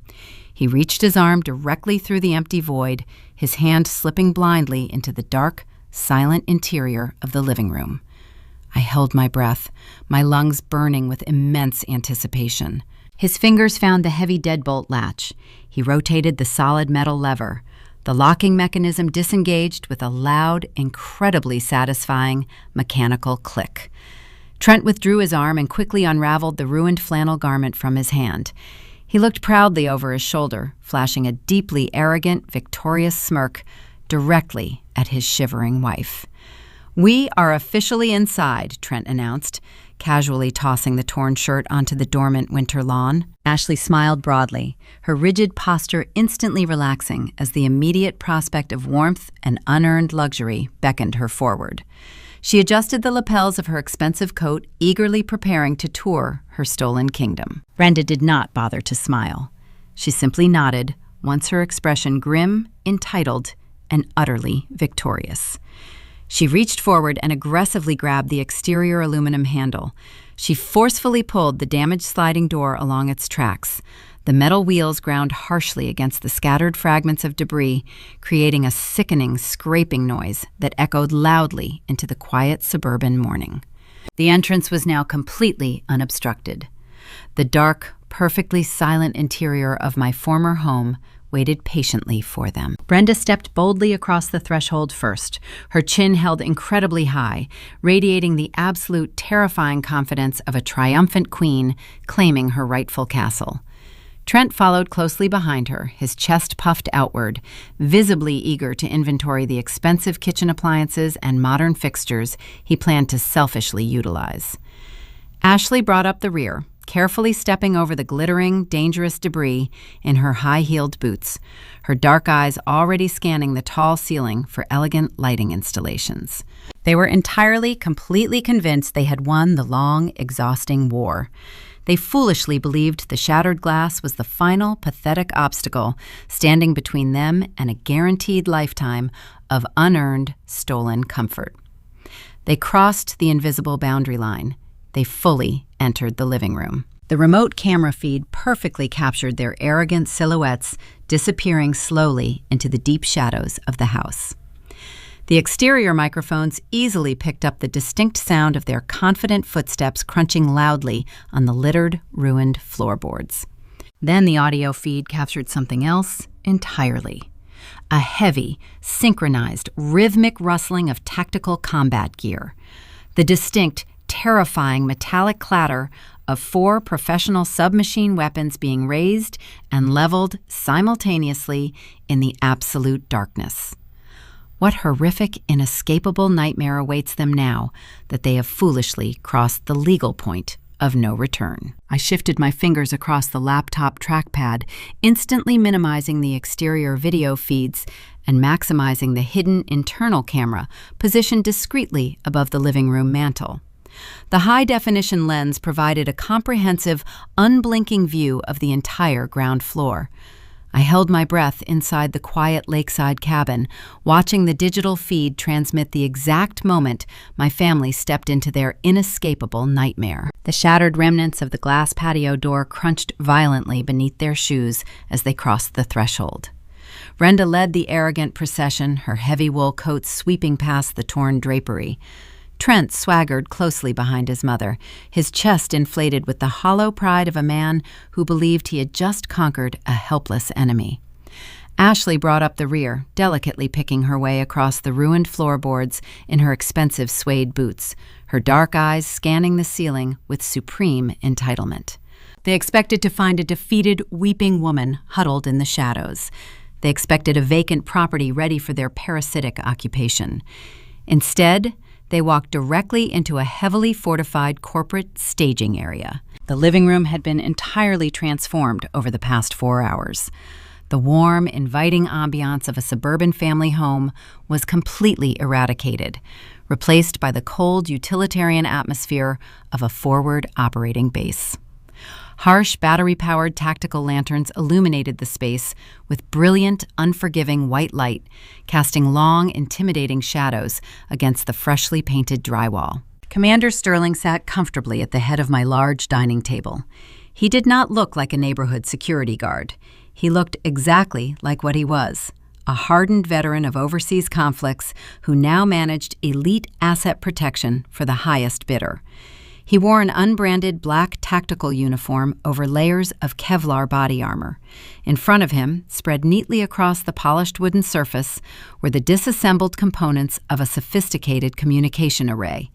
A steaming mug of black coffee rested near his left elbow. 4 heavily armed operatives flanked him, positioned strategically throughout the room to establish overlapping fields of fire. 2 men stood near the central staircase, their submachine weapons resting across their chests in relaxed but strictly disciplined, ready positions. The other 2 operatives were seated on the leather sofa, casually adjusting the straps of their utility belts. They did not shout. They did not panic.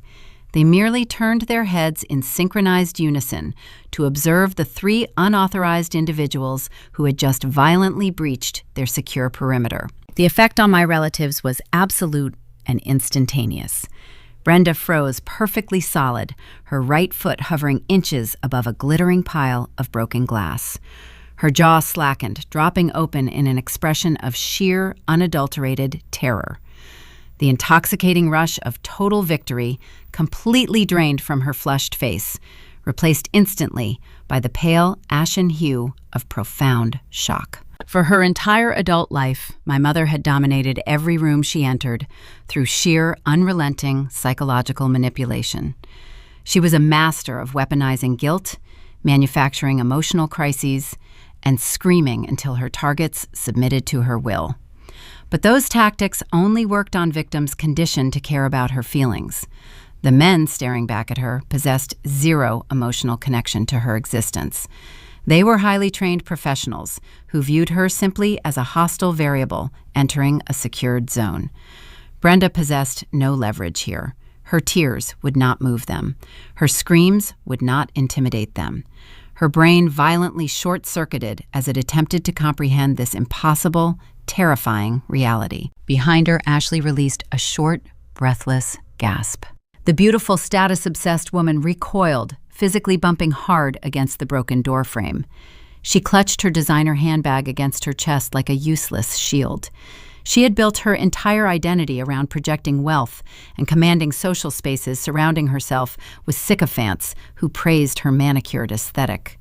Now she was trapped in a confined space with silent, heavily armored contractors who did not care about her expensive wardrobe or her curated lifestyle.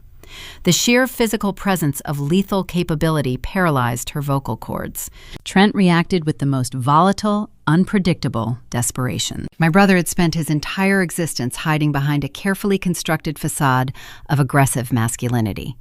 He routinely bullied subordinates, intimidated female relatives, and relied on his physical size to win arguments against weaker opponents. He was a classic apex predator in a very small, unprotected pond. But standing in the harsh light of the living room, facing 5 men who had built careers in actual combat environments, his fraudulent toughness instantly evaporated. He realized he was radically outmatched. Panic flared in his wide, darting eyes, yet his fragile ego absolutely refused to accept the humiliating surrender. Cornered and terrified, he chose to double down on his manufactured dominance, attempting a desperate, pathetic bluff. "Who the hell are you?" Trent screamed, his voice cracking harshly under the immense pressure of his fear. His sudden outburst echoed loudly through the sensitive microphones, but the volume completely failed to impress the operatives. None of the men flinched. The two guards near the staircase merely adjusted their stances, subtly shifting their weight, their eyes locking onto his hands with predatory focus. Trent swallowed hard, stepping slightly in front of his paralyzed mother, pointing a trembling finger toward the dining table. "I demand to know what you are doing in my sister's house. You have illegally entered private family property. Pack up your gear and get out immediately, or I am calling the police." I smiled fiercely in the dim light of the remote cabin. The absolute audacity of his statement was staggering. He was an active fugitive drowning in federal fraud indictments, standing on a floor covered in glass he had just illegally shattered, threatening to summon law enforcement against a legally contracted security firm. The psychological projection was breathtaking. Commander Sterling did not stand up. He did not raise his voice. He did not acknowledge the frantic, screaming man as a legitimate threat. Sterling calmly lifted his mug, taking a slow, deliberate sip of his black coffee. He set the ceramic cup down gently on a protective coaster. With smooth, unhurried precision, he reached into the breast pocket of his tactical vest and withdrew a folded, thick paper document. It was the notarized vacant property affidavit and corporate lease agreement I had signed just a few hours prior. Sterling placed the document flat onto the polished wooden surface of the dining table. He placed his heavy hand on top of the paper and smoothly slid it across the long table. The crisp pages stopped exactly at the edge, directly in front of my trembling, hyperventilating brother. Then Sterling lowered his right hand. He rested his palm conspicuously and casually against the textured grip of the heavy sidearm secured in his drop-leg holster. The subtle movement was not a threat. It was an absolute, ironclad promise of devastating consequence. "Read the header," Sterling instructed. His voice was a low, resonant rumble of crushed gravel that carried effortlessly across the tense space. It lacked any trace of anger or excitement. It was the clinical tone of a surgeon explaining a fatal diagnosis. Trent stared at the document, his breathing rapid and shallow. He did not move forward to touch it. He could read the bold, capitalized letters clearly from his position. Apex Executive Security, exclusive corporate lease agreement, authorized by Daria Wood. This structure is an active, restricted, forward operating facility under the exclusive legal control of my firm. Sterling continued, his dark eyes boring directly into Trent's terrified face. "We do not recognize familial claims. We do not recognize verbal authorizations. The moment you forcefully breached that secondary perimeter and stepped past the glass, you committed felony criminal trespass against a secured corporate entity." Brenda finally found her voice, though it emerged as a weak, trembling whisper. "That is my daughter's house. She cannot do this. She does not have the authority to lock me out." "Your daughter signed the operational transfer at 5 o'clock this morning," Sterling replied flatly, refusing to break eye contact with Trent. "She surrendered all liability and access rights to me. Under Idaho state statutes, you possess no legal standing here. You are nothing more than a hostile intrusion." The color drained entirely from Trent's face. The terrifying gravity of the trap finally snapped closed around his throat. He had destroyed property. He had forcefully entered a secured building. He had walked directly into a scenario meticulously engineered to strip away every single layer of his unearned privilege. "We are leaving," Trent stammered, frantically grabbing his mother by the sleeve of her heavy wool coat. "We are backing out right now. We did not know." Sterling tilted his head a fraction of an inch, a cold, humorless expression settling over his rugged features. "You cannot leave," Sterling stated softly, the finality of his words echoing through the silent room like a dropping guillotine blade. "Why not?" Ashley shrieked, her carefully cultivated composure, completely shattering into raw, unfiltered panic. She backed away toward the ruined patio entrance, her expensive boots slipping dangerously on the scattered debris. "We are leaving right now. Do not try to stop us." Because the silent alarm triggered the exact second your husband shattered the external glass, Sterling explained, casually picking up his coffee mug once more. My dispatch informed the local precinct of an active, forceful breach at a secured corporate location. Right on cue, as if summoned by a master conductor orchestrating a flawless symphony, a piercing sound sliced through the quiet suburban morning. It started as a faint, distant wail echoing across the frosted rooftops of the affluent neighborhood. Within seconds, the sound rapidly amplified, multiplying into a chaotic chorus of multiple, high-pitched sirens screaming down the nearby arterial highway, closing the distance at terrifying speed.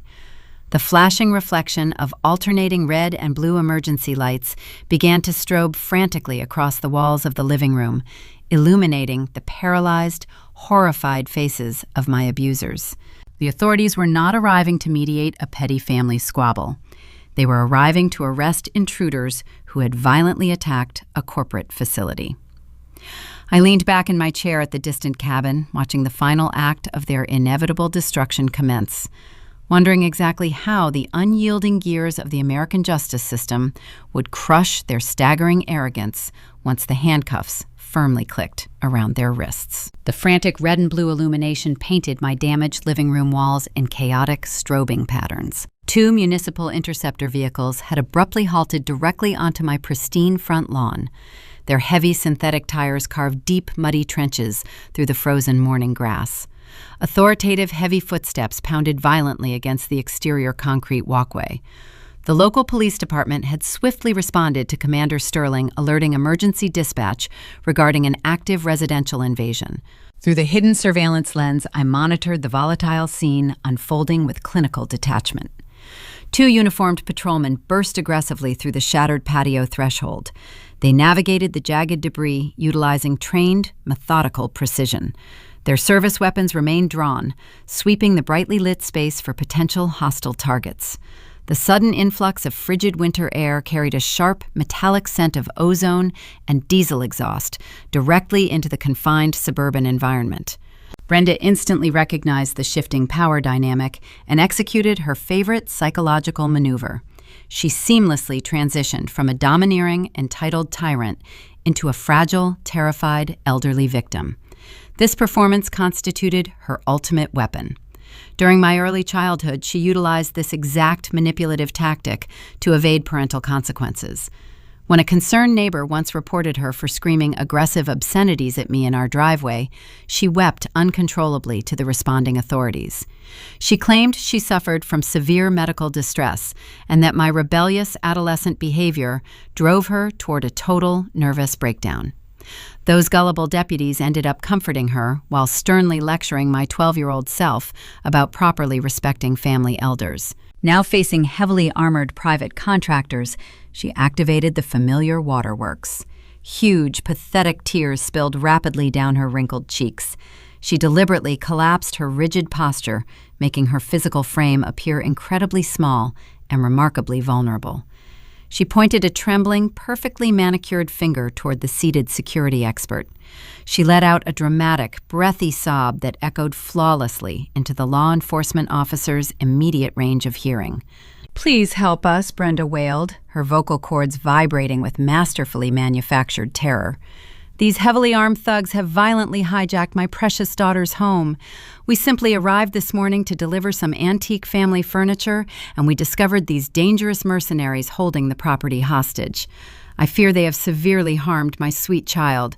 You must arrest these terrifying monsters immediately before they murder innocent citizens." The patrolmen reacted exactly as American societal conditioning dictated. They observed a weeping grandmother and immediately directed their professional hostility toward the intimidating tactical team. The lead authority figure, a tall man possessing a severe military-style haircut, aimed his blinding flashlight directly into the contractor's eyes. He demanded the private security personnel drop their specialized equipment and raise their empty hands immediately. I gripped the solid wooden table inside my remote lakeside cabin. A tiny spike of anxious dread pierced my exhausted chest. Could my mother actually manipulate her way out of this perfectly engineered snare?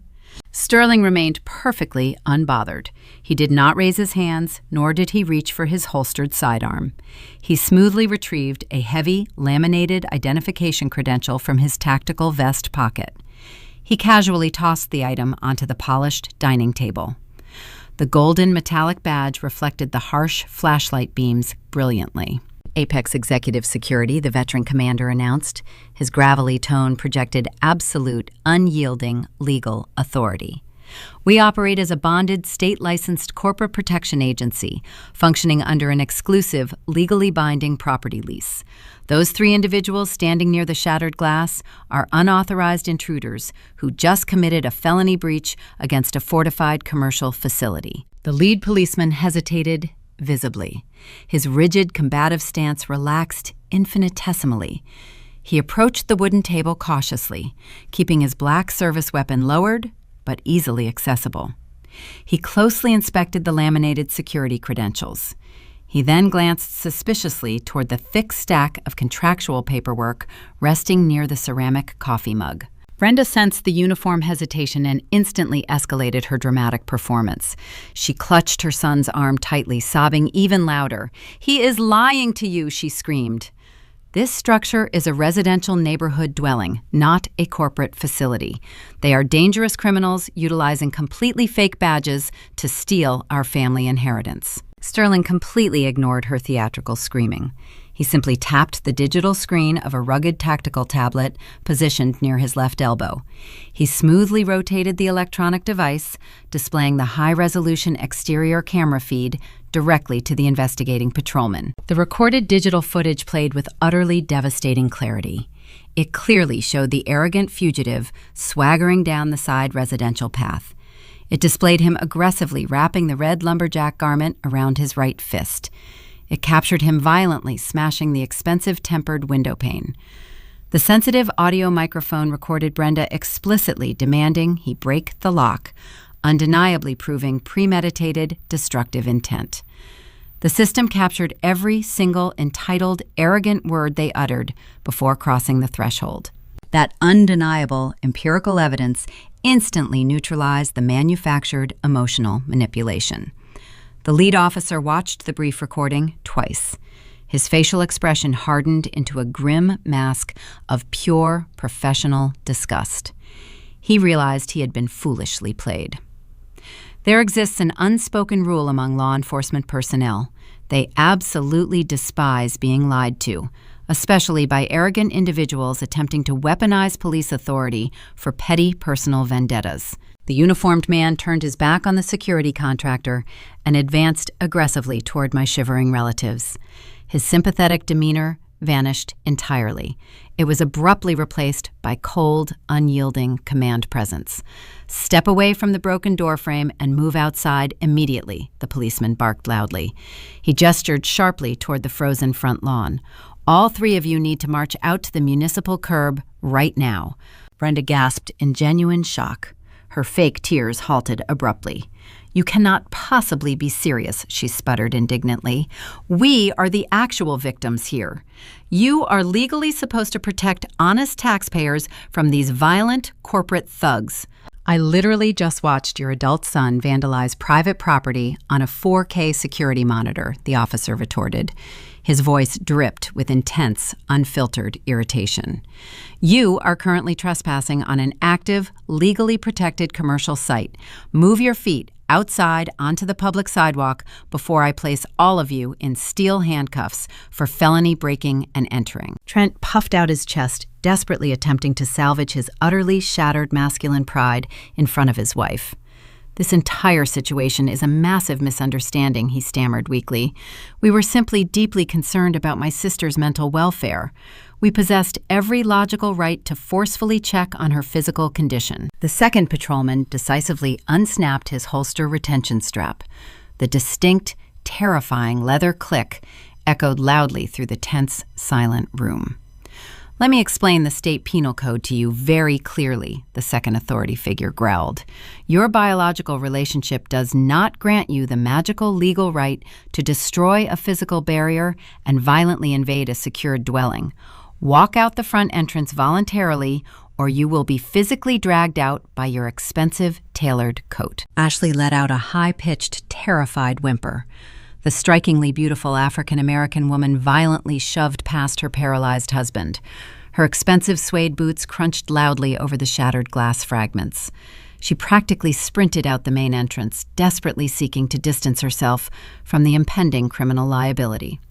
She had spent years cultivating a flawless, wealthy social aesthetic, and a felony arrest would permanently ruin her carefully curated reputation. Trent glared hatefully at the armed officers, his jaw clenched incredibly tight. He finally conceded complete defeat and trudged slowly toward the exit. Brenda followed closely behind him, her wrinkled face contorted into a hideous mask of absolute, venomous outrage. The glorious stolen kingdom she confidently believed she had effortlessly conquered was now violently rejecting her presence. The humiliated procession marched down the frosty brick steps. They stood awkwardly on the freezing concrete pavement near the municipal storm drain. The flashing emergency lights illuminated their profound public eviction. Curious neighbors had begun stepping onto their respective porches, clutching steaming coffee mugs, eagerly watching the chaotic spectacle unfold. My arrogant family, who historically prized their false social superiority above all else, was being publicly disgraced in an affluent suburban neighborhood. I leaned back in my wooden chair inside the remote cabin. A profound, overwhelming sense of righteous vindication washed over my exhausted body. The local authorities had successfully neutralized the immediate trespassing threat. The physical danger to my sanctuary was effectively handled. However, the local municipal police merely represented the opening act of this beautifully destructive symphony. They believed they were dealing with a simple, routine case of aggressive relatives causing domestic property damage. They likely planned to issue some basic citations, perhaps conduct a brief booking at the downtown precinct, and quickly release the minor offenders on a negligible bail amount. They possessed absolutely zero knowledge regarding the massive, invisible federal net hovering directly above the suburban cul-de-sac. As the lead patrolman withdrew his silver handcuffs to officially secure the male suspect for the vandalism charge, a heavy, synchronized mechanical rumble shook the asphalt. 3 unmarked, heavily tinted sport utility vehicles accelerated aggressively around the residential corner. They did not utilize noisy sirens. They moved with silent, terrifying military precision. The enormous government vehicles boxed in the discount rental truck, completely blocking the sole neighborhood exit. The heavy doors swung open simultaneously. Over a dozen stern individuals wearing dark tactical windbreakers swarmed the grassy perimeter. Their jackets were emblazoned with stark yellow letters representing a highly feared national investigative agency. The ultimate trap, guided flawlessly by the digital tracking beacon Marcus Thorne provided, had just violently sprung shut. What devastating financial crimes will the government finally levy against the fugitive? And how will the manipulative matriarch react when she realizes her beloved golden child is permanently destined for a maximum security penitentiary? The unmarked federal vehicles formed an impenetrable steel barricade across the suburban street. They completely trapped the rented commercial transport against the concrete curb. A county sheriff cruiser aggressively positioned itself behind the heavy governmental convoy. Its rotating roof lights painted the surrounding affluent houses in alternating flashes of crimson and sapphire. The local municipal police officers immediately paused their initial procedural duties. They respectfully stepped backward to allow the superior governmental jurisdiction to assume total control over the chaotic residential scene. Through my high-definition surveillance monitor inside the remote lakeside cabin, I observed the tactical agents systematically securing the perimeter. The sheer volume of overwhelming authorized force was truly breathtaking. These highly trained professionals did not arrive to negotiate a peaceful domestic resolution. They arrived specifically to dismantle a massive criminal enterprise. I leaned closer to the glowing screen, feeling a profound wave of physical relief wash away years of accumulated psychological trauma. A tall investigator wearing a dark charcoal suit stepped out of the primary transport automobile. He possessed an aura of absolute, terrifying command. This was Special Agent Harrison. For the past 6 months, I had secretly retained an elite private financial forensics firm to meticulously document every single fraudulent transaction my family executed. Harrison utilized that undeniable mountain of empirical evidence to secure a comprehensive federal indictment from a federal grand jury.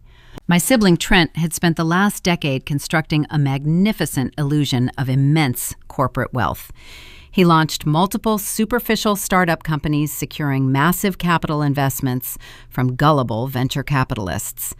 He routinely funneled those investments directly into private offshore accounts. He utilized the stolen corporate funds to purchase foreign luxury sports cars and lease extravagant penthouses for his demanding spouse. When the inevitable regulatory audits began closing in, his initial financial streams completely evaporated. He grew incredibly desperate to maintain his fake societal status. That intense desperation led him directly toward our manipulative mother. Brenda always foolishly believed her son was a misunderstood financial genius. To secretly fund his lavish lifestyle, she willingly committed egregious identity theft. She maliciously utilized my personal Social Security information to open several high-limit revolving credit accounts. She genuinely assumed I would simply absorb the catastrophic financial destruction because my historical behavioral pattern always prioritized familial peace over direct conflict. She was entirely wrong about my current emotional fortitude. Her profound arrogance ultimately became her permanent undoing. Harrison approached the disgraced group standing on the frozen grass. He held a thick stack of authorized judicial warrants. He deliberately ignored the local patrolman.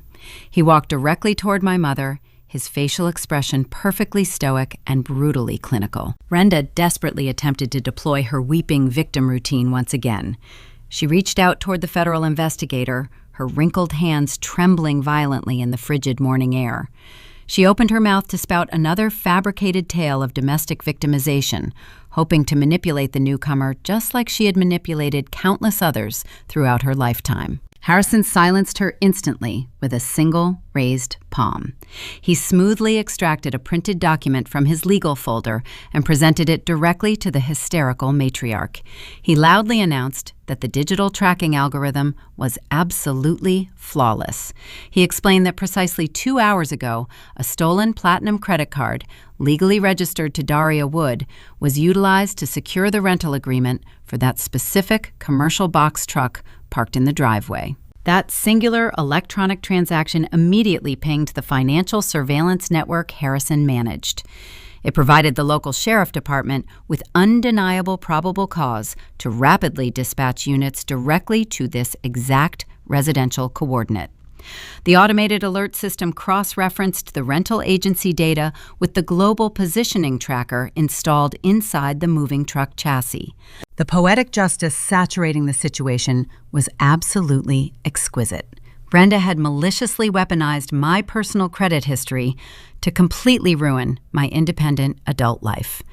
Now, that exact same stolen financial instrument functioned perfectly as the glowing digital beacon guiding the federal authorities straight toward her beloved golden child.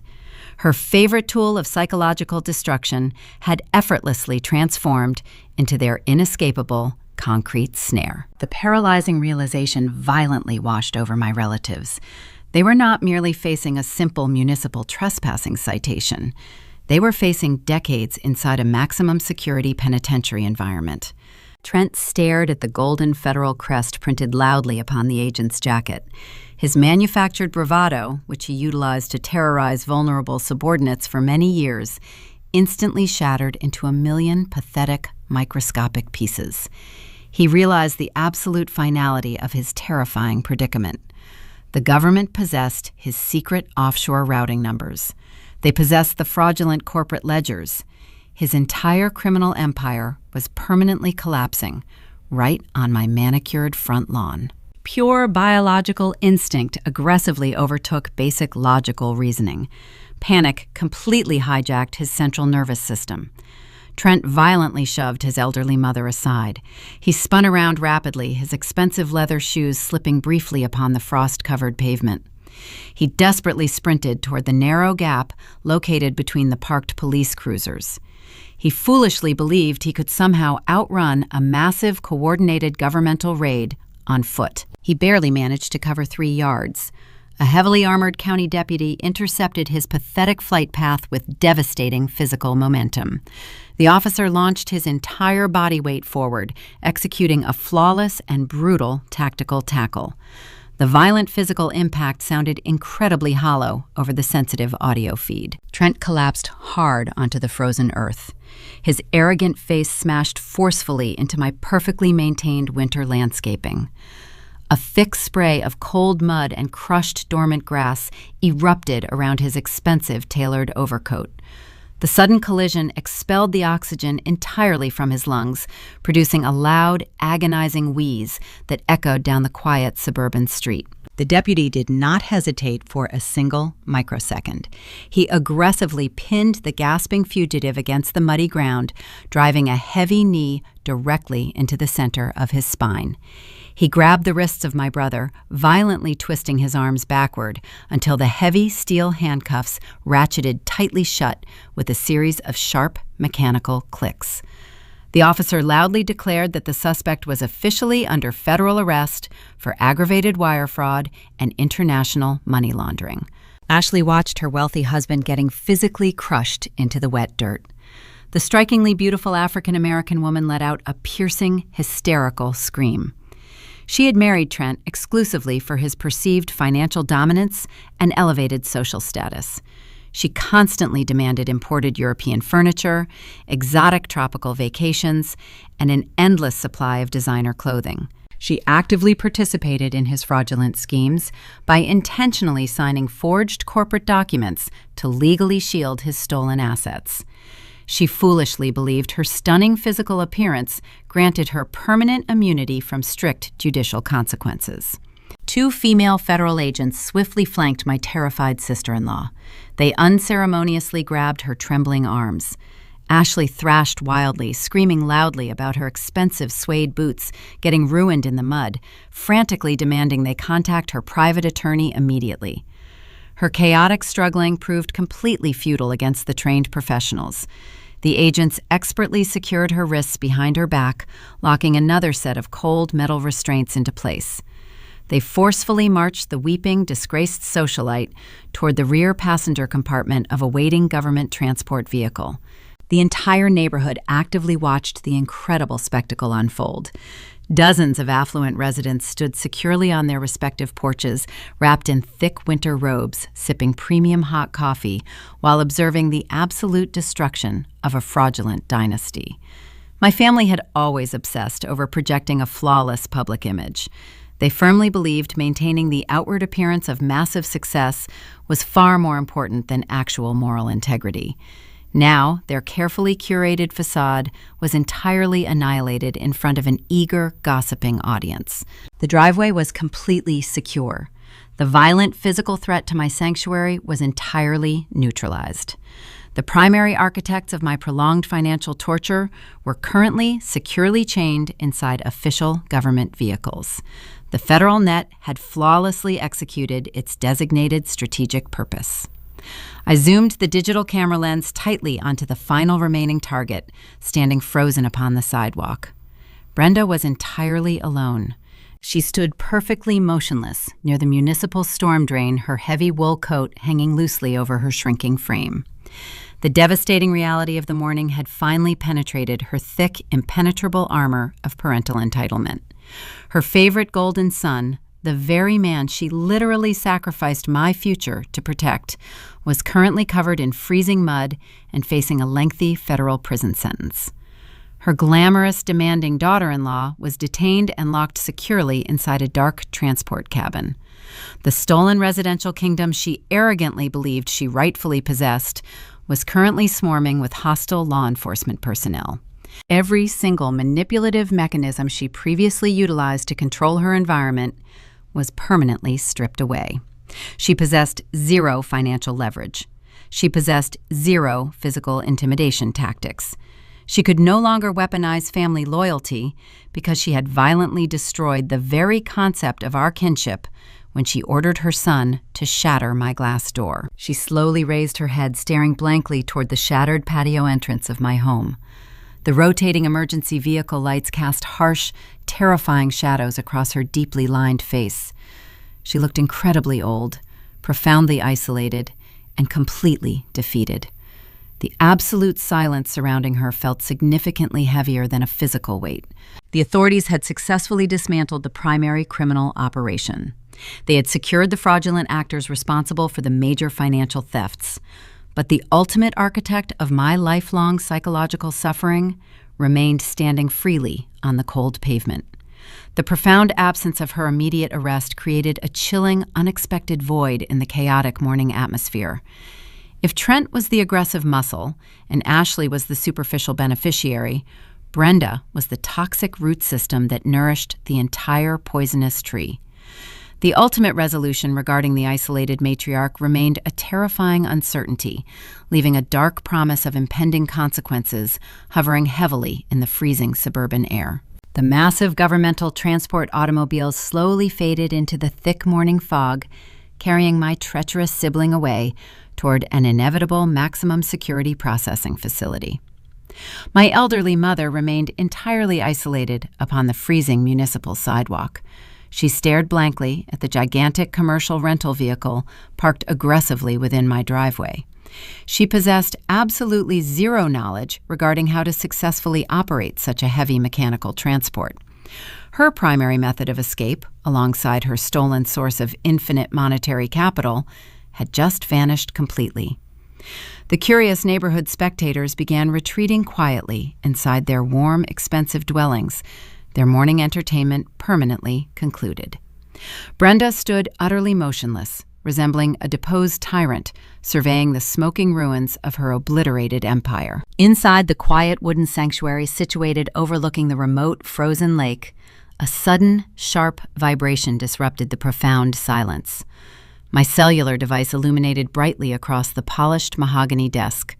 The digital caller identification displayed the familiar contact photograph I assigned to my mother nearly a decade ago. It showed her smiling brightly at a luxurious country club luncheon I secretly financed. That specific image used to trigger severe physiological panic within my chest. My heart rate would traditionally skyrocket, anticipating another exhausting demand for unearned resources. Today, observing that glowing screen produced absolutely nothing except a magnificent, chilling emptiness. I reached forward and slowly dragged my thumb across the glowing green icon. I activated the speakerphone function, placing the rectangular device flat upon the solid wooden surface. I did not offer a customary respectful greeting. I simply allowed the open audio channel to transmit the harsh, whistling winter wind whipping around my suburban property miles away. For several agonizing seconds, Brenda merely wheezed into the receiver, her respiratory system struggling to process the monumental catastrophe surrounding her. Then the inevitable volcanic eruption finally commenced. "Daria, you must fix this horrific situation immediately," Brenda shrieked into the tiny microphone. Her vocal tone lacked any trace of customary maternal affection. It sounded distinctly like a wounded predator trapped tightly within a heavy steel snare. "You must wire $50,000 to a premium bail bondsman right now. Your brother is being unlawfully kidnapped by these insane government agents. I need you to hire the absolute best criminal defense attorney located within the state of Idaho. You have to explain to these aggressive authorities that everything happening today is simply a massive domestic misunderstanding. We were merely borrowing some funds to sustain our lifestyle. You must tell them I had your explicit verbal permission to utilize those specific financial accounts." Throughout my turbulent 20s, I consistently absorbed her toxic commands. Brenda possessed a unique psychological talent for twisting objective reality, convincing everyone around her that her malicious actions were actually selfless sacrifices. She genuinely believed her status as a biological parent granted her unlimited access to my personal assets. When she secretly secured that initial platinum line of credit utilizing my stolen Social Security digits, she justified the felony by claiming she needed capital to support Trent during his first failed business venture. She argued that a loyal daughter should naturally fund her siblings' ambitious dreams without complaint. I listened to her frantic, demanding voice echoing inside my peaceful cabin. I felt zero obligation. The invisible emotional chains she carefully forged over 30 years were permanently severed. If you do not transfer those emergency funds instantly, I will personally guarantee you lose everything, Brenda threatened aggressively, desperately attempting to locate any remaining leverage. I will summon the national media. I will completely destroy your professional corporate reputation. I will tell your wealthy private security clients that you maliciously orchestrated a false arrest against your own beloved family. I will sue your new company for profound emotional distress and severe public defamation. I will make sure your sister-in-law Ashley files a massive civil rights lawsuit claiming you targeted her maliciously. The audacious threat of a frivolous civil lawsuit introduced a fascinating new variable into the equation. Even while watching her favored child driven away in federal handcuffs, her brain automatically calculated fresh methods of retaliatory extortion. However, I remained perfectly calm. I leaned closer toward the integrated microphone. I am not sending you a single cent, I stated softly. My voice emerged remarkably steady, devoid of any anger or lingering resentment. It represented the unyielding vocal tone of a woman who officially reclaimed her stolen autonomy. You are a vicious, ungrateful monster, Brenda wailed loudly, transitioning seamlessly from aggressive threats back toward manufactured victimhood. You deliberately destroyed this beautiful family. You set a malicious trap to ruin your only brother. He loved you. We sacrificed everything to raise you properly, and this horrific betrayal is how you choose to repay my endless maternal devotion? You possess a completely rotten, blackened soul. How will you ever sleep peacefully knowing you permanently destroyed our bloodline? I refuse to engage with her manufactured, dramatic narrative. Debating a narcissist is a mathematically impossible endeavor, similar to attempting to extinguish a raging forest fire utilizing a tiny thimble of gasoline. I picked up my secondary electronic tablet resting beside the main computer monitor. Weeks prior, anticipating this exact, inevitable confrontation, I meticulously prepared a specific digital artifact. I opened my encrypted messaging application and attached a high-resolution image file. The document displayed the comprehensive final statement regarding the massive, fraudulent debt she accumulated under my stolen identity. For nearly 4 years, that astronomical negative balance hovered over my existence like a suffocating dark cloud. It completely ruined my credit score, preventing me from securing a reliable mortgage or obtaining favorable interest rates. It forced me to work grueling 80-hour weeks, consulting for elite asset protection firms just to maintain the minimum monthly payments. I silently suffered, while Ashley flaunted expensive imported handbags purchased with my stolen future.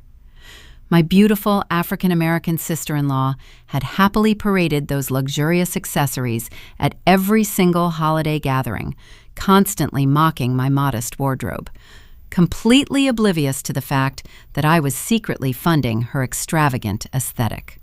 But the document I currently viewed told a drastically different story. Thanks to the lucrative, legally binding contract I negotiated with Commander Sterling and Apex Executive Security regarding the long-term lease of my suburban property, I received a massive, upfront corporate disbursement. I immediately utilized those clean corporate funds to entirely obliterate the fraudulent debt. The official banking statement clearly displayed an incredibly satisfying mathematical figure right at the bottom corner: zero balance. I pressed the transmit button. The digital file soared silently through the invisible cellular network, landing forcefully directly onto a handheld device. I listened intently to the open audio channel. A quiet notification chime echoed through the speaker. Brenda abruptly stopped her hysterical screaming. I could hear her ragged breathing as she pulled her phone away from her ear to examine the incoming text message. I typed exactly one single word underneath the attached image and hit send again. Paid. The silence radiating from the opposite end of the connection grew profoundly heavy. It was the absolute crushing silence of total defeat. Brenda finally comprehended the sheer magnitude of her complete failure. She could no longer hold that massive fiscal burden over my head as a weapon of control. She could no longer threaten to default on the illicit accounts to ruin my fragile economic standing. I had neutralized her ultimate weapon. I had successfully purchased my permanent freedom. I did not wait for her to formulate another pathetic excuse. I reached down and firmly tapped the red icon, instantly terminating the active call. I blocked her number across all telecommunication platforms. The digital connection was permanently severed. The heavy burden I carried for decades evaporated into the crisp mountain air, leaving behind a profound sense of incredible lightness. I closed my laptop screen, breathing deeply, savoring the absolute tranquility filling the small cabin. However, that enormous monetary payment simultaneously triggered a highly complex mechanism within the American financial regulatory system. By officially satisfying the massive debt, I formally established a legally binding paper trail demonstrating the exact origin of the stolen capital. The federal prosecutors would now definitely subpoena my newly formed corporate entity to testify during the upcoming criminal trial. Eradicating the financial burden successfully closed the domestic abuse chapter, but it instantly plunged me directly into a high-stakes federal litigation arena. How exactly would I navigate the treacherous legal waters of a highly publicized government prosecution while simultaneously managing a rapidly expanding private intelligence firm without becoming the next target of a vicious defense attorney? The afternoon sun dipped lower across the pristine surface of the remote alpine lake. I sat quietly on the expansive wooden porch of my secluded sanctuary. The heavy rocking chair swayed in a slow, rhythmic motion. Little Julian rested peacefully against my chest. His soft breathing provided the ultimate comforting soundtrack to my newly claimed freedom. The chaotic morning hours, filled with tactical raids and screaming relatives, felt like a distant, fading nightmare. The frigid winter air carried the fresh scent of pine needles and damp earth. I wrapped a thick woolen blanket tighter around my sleeping infant. He was completely safe. We were entirely secure. I reached toward the small wooden side table and retrieved my electronic tablet. The glowing screen illuminated my calm features in the fading daylight. I opened my encrypted banking application. The digital interface loaded rapidly. A profound sense of accomplishment washed over my exhausted mind as I reviewed the current fiscal data. The master plan had executed flawlessly. The commercial lease agreement I negotiated with Commander Sterling and his private defense firm was fully operational. Apex Executive Security had officially transferred their initial corporate disbursement directly into my newly established holding company. I stared at the vibrant green numbers reflecting the incoming capital. The massive payment was not merely covering the basic suburban property mortgage. It generated a substantial clean profit margin. I had successfully transformed a vulnerable residential liability into a highly lucrative commercial asset. Years ago, my financial existence was a constant, terrifying struggle. My mother, Brenda, deliberately crippled my economic stability to maintain absolute psychological dominance. She believed keeping me perpetually impoverished would ensure my eternal subservience. My brother Trent actively participated in that monetary drain. They viewed my bank account as their personal infinite treasury.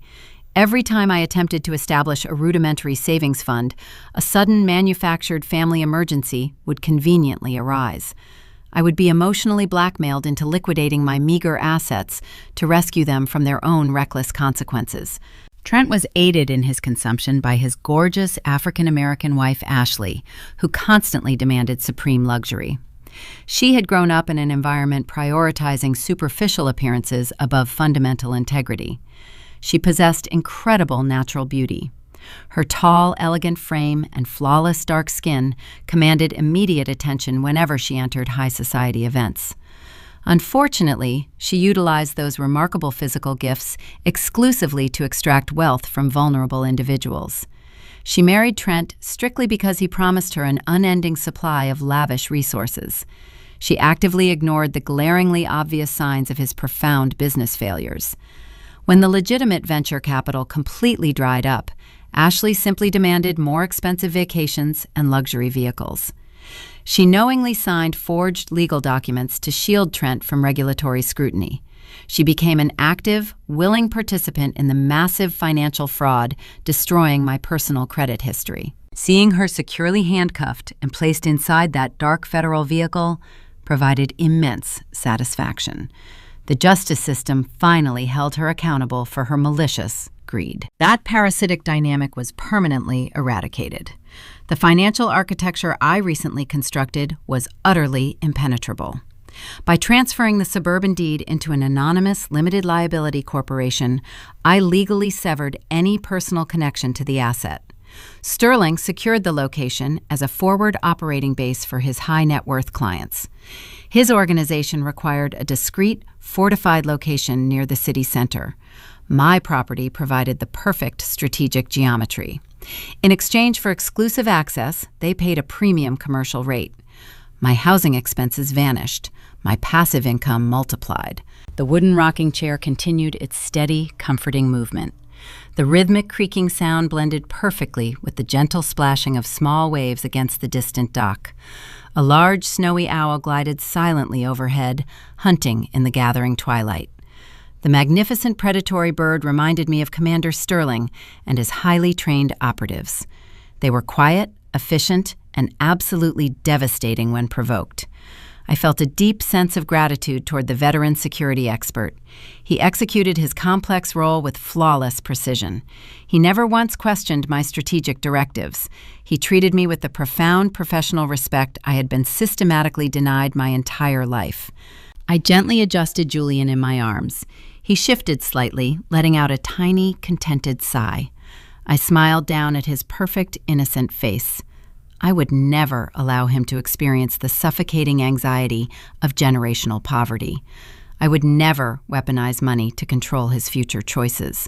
The cycle of fiscal abuse stopped entirely with my generation. A sudden, short vibration broke the serene, natural silence. My cellular telephone buzzed aggressively against the floorboards near my feet. I leaned forward cautiously and picked up the device. The screen displayed a notification from a completely unknown 10-digit number. The local area code indicated the origin point was the downtown municipal detention center. I swiped the glass surface to reveal the incoming text message. It contained exactly 4 desperate words. I am your mother. Brenda had obviously utilized her single, legally mandated telephone call to memorize my digits before the federal authorities confiscated her personal belongings. She likely begged a sympathetic holding cell guard or a fellow detained inmate to smuggle a contraband mobile device. Even while currently awaiting formal federal arraignment, her toxic instinct to manipulate remained actively engaged. She desperately hoped those 4 specific words would automatically trigger my deeply ingrained childhood programming. She expected a tidal wave of immense guilt to wash over my conscience. She anticipated I would frantically reply, offering immediate legal assistance and limitless financial support. My facial expression remained completely passive. I stared at the glowing text message for several long moments. I analyzed my internal emotional state. 10 years ago, receiving that exact communication would have induced a massive panic attack. 5 years ago, it would have sparked a furious, screaming argument. Yesterday, it might have caused a slight tremor of lingering hesitation. Today, I felt absolutely nothing. The emotional void was magnificent. It was not a suppression of anger or a denial of grief. It was genuine, total apathy. Brenda was no longer an intimidating matriarch commanding my absolute obedience. She was simply an indicted criminal sitting inside a cold, concrete federal holding facility facing a mountain of undeniable digital evidence. She held zero power over my current reality. The terrifying monster hiding under my childhood bed was finally exposed as a fragile, pathetic illusion. I moved my thumb precisely across the smooth glass interface. I highlighted the threatening message. I pressed the delete command. The desperate text vanished instantly into the digital ether. I then navigated toward the security settings and permanently blocked the unknown number. I performed the entire sequence without missing a single heartbeat. I did not shed a tear. I did not utter a dramatic sigh. I simply neutralized the minor irritation with absolute mechanical efficiency. The generational cycle of psychological torment was officially shattered. The incredibly stressful 2-hour journey from the initial violent property breach to the final overwhelming federal raid constituted an absolute masterclass in establishing ironclad boundaries. I had successfully outsmarted my abusers by weaponizing their own staggering arrogance against them. I utilized their predictable entitlement to construct an inescapable legal trap.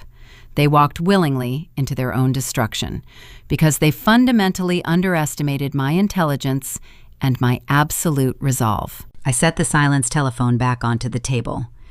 The evening shadows began stretching rapidly across the calm lake water. The distant mountain peaks turned a deep, brilliant shade of purple.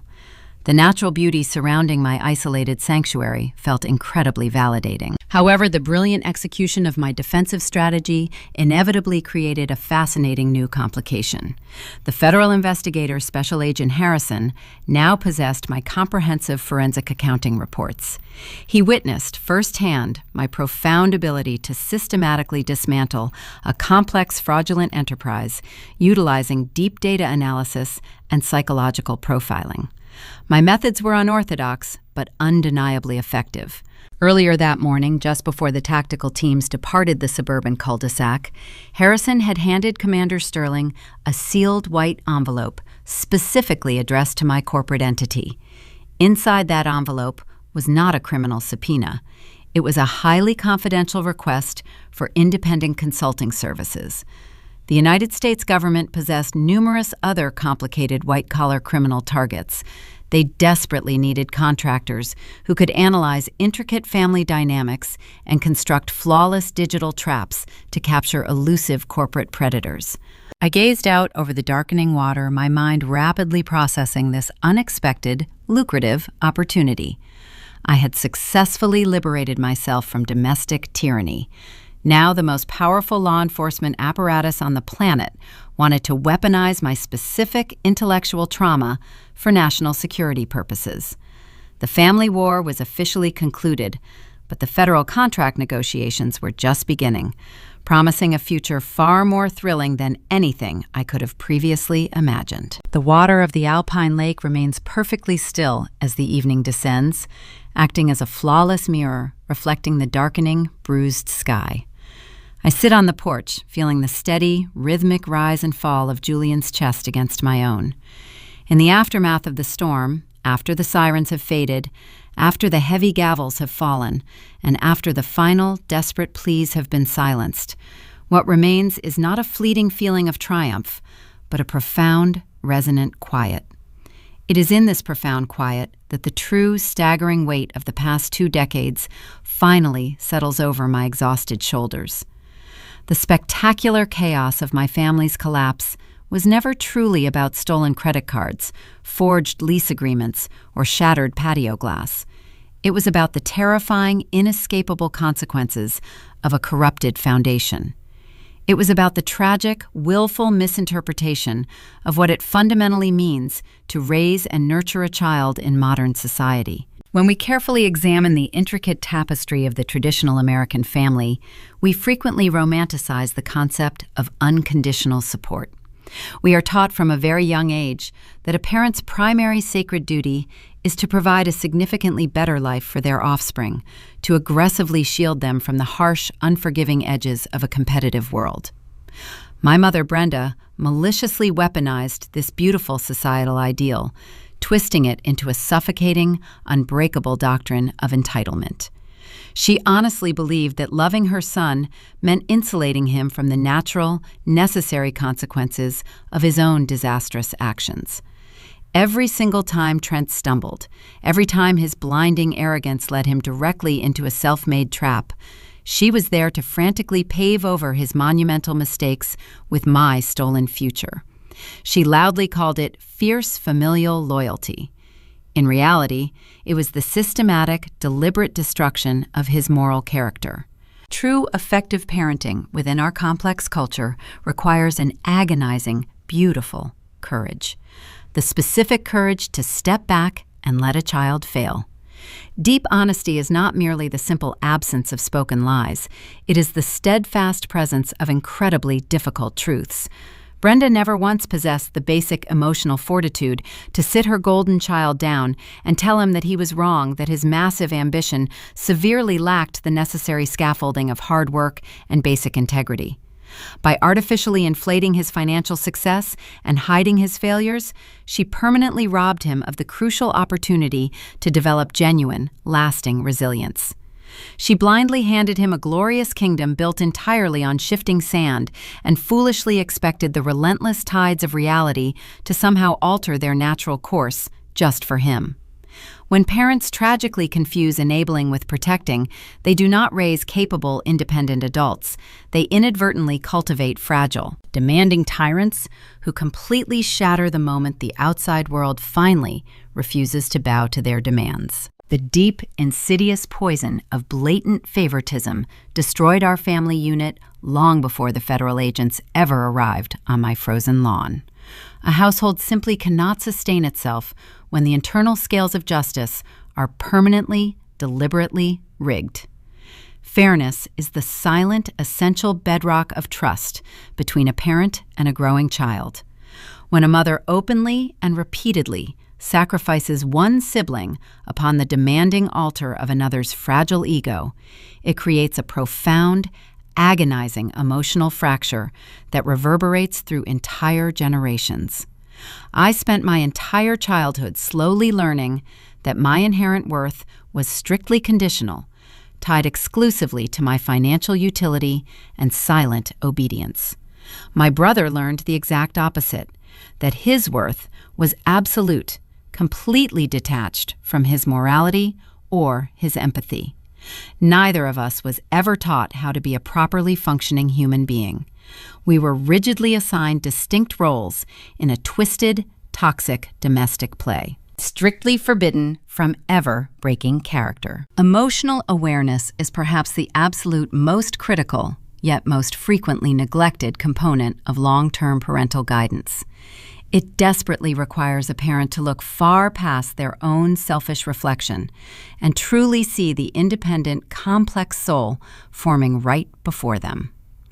Brenda completely lacked this fundamental psychological capacity.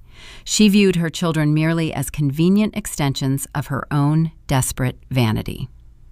When Trent's fraudulent corporate empire inevitably began to crumble, she did not feel a single ounce of genuine sorrow for his ethical decay. She only felt blinding terror at the immediate prospect of losing her lavish, stolen social standing. She aggressively demanded I rescue them, not because she loved him, but because she simply could not bear the intense public humiliation of his catastrophic failure. Real familial responsibility demands that we equip our children with a strong, unyielding, internal moral compass, guiding them to safely navigate the treacherous, unpredictable waters of adulthood with dignity, deep empathy, and unwavering accountability. As I hold my innocent infant son in the gathering, peaceful twilight, I make a silent, unbreakable vow to the universe. The toxic, destructive, generational cycle ends precisely here, tonight, on this wooden porch. I will absolutely not raise Julian in an unpredictable environment where love is treated as a cheap currency to be bartered, weaponized, withheld, or stolen. I will actively teach him that true, enduring strength is found only in taking absolute, unflinching responsibility for one's own missteps. He will learn the profound, quiet value of an honest day's labor, and he will fully understand that a clear, unburdened conscience is infinitely more valuable than any imported luxury vehicle or heavily guarded suburban estate. Our new family structure will be built securely upon the unyielding, permanent pillars of absolute truth and mutual respect. If he eventually falls, I will gladly be there to offer a steady, comforting hand. but I will never, ever carry him away from the essential, painful lessons his necessary failures must teach him. We collectively crave these dark narratives of absolute accountability because they deeply validate our own unseen, silent struggles.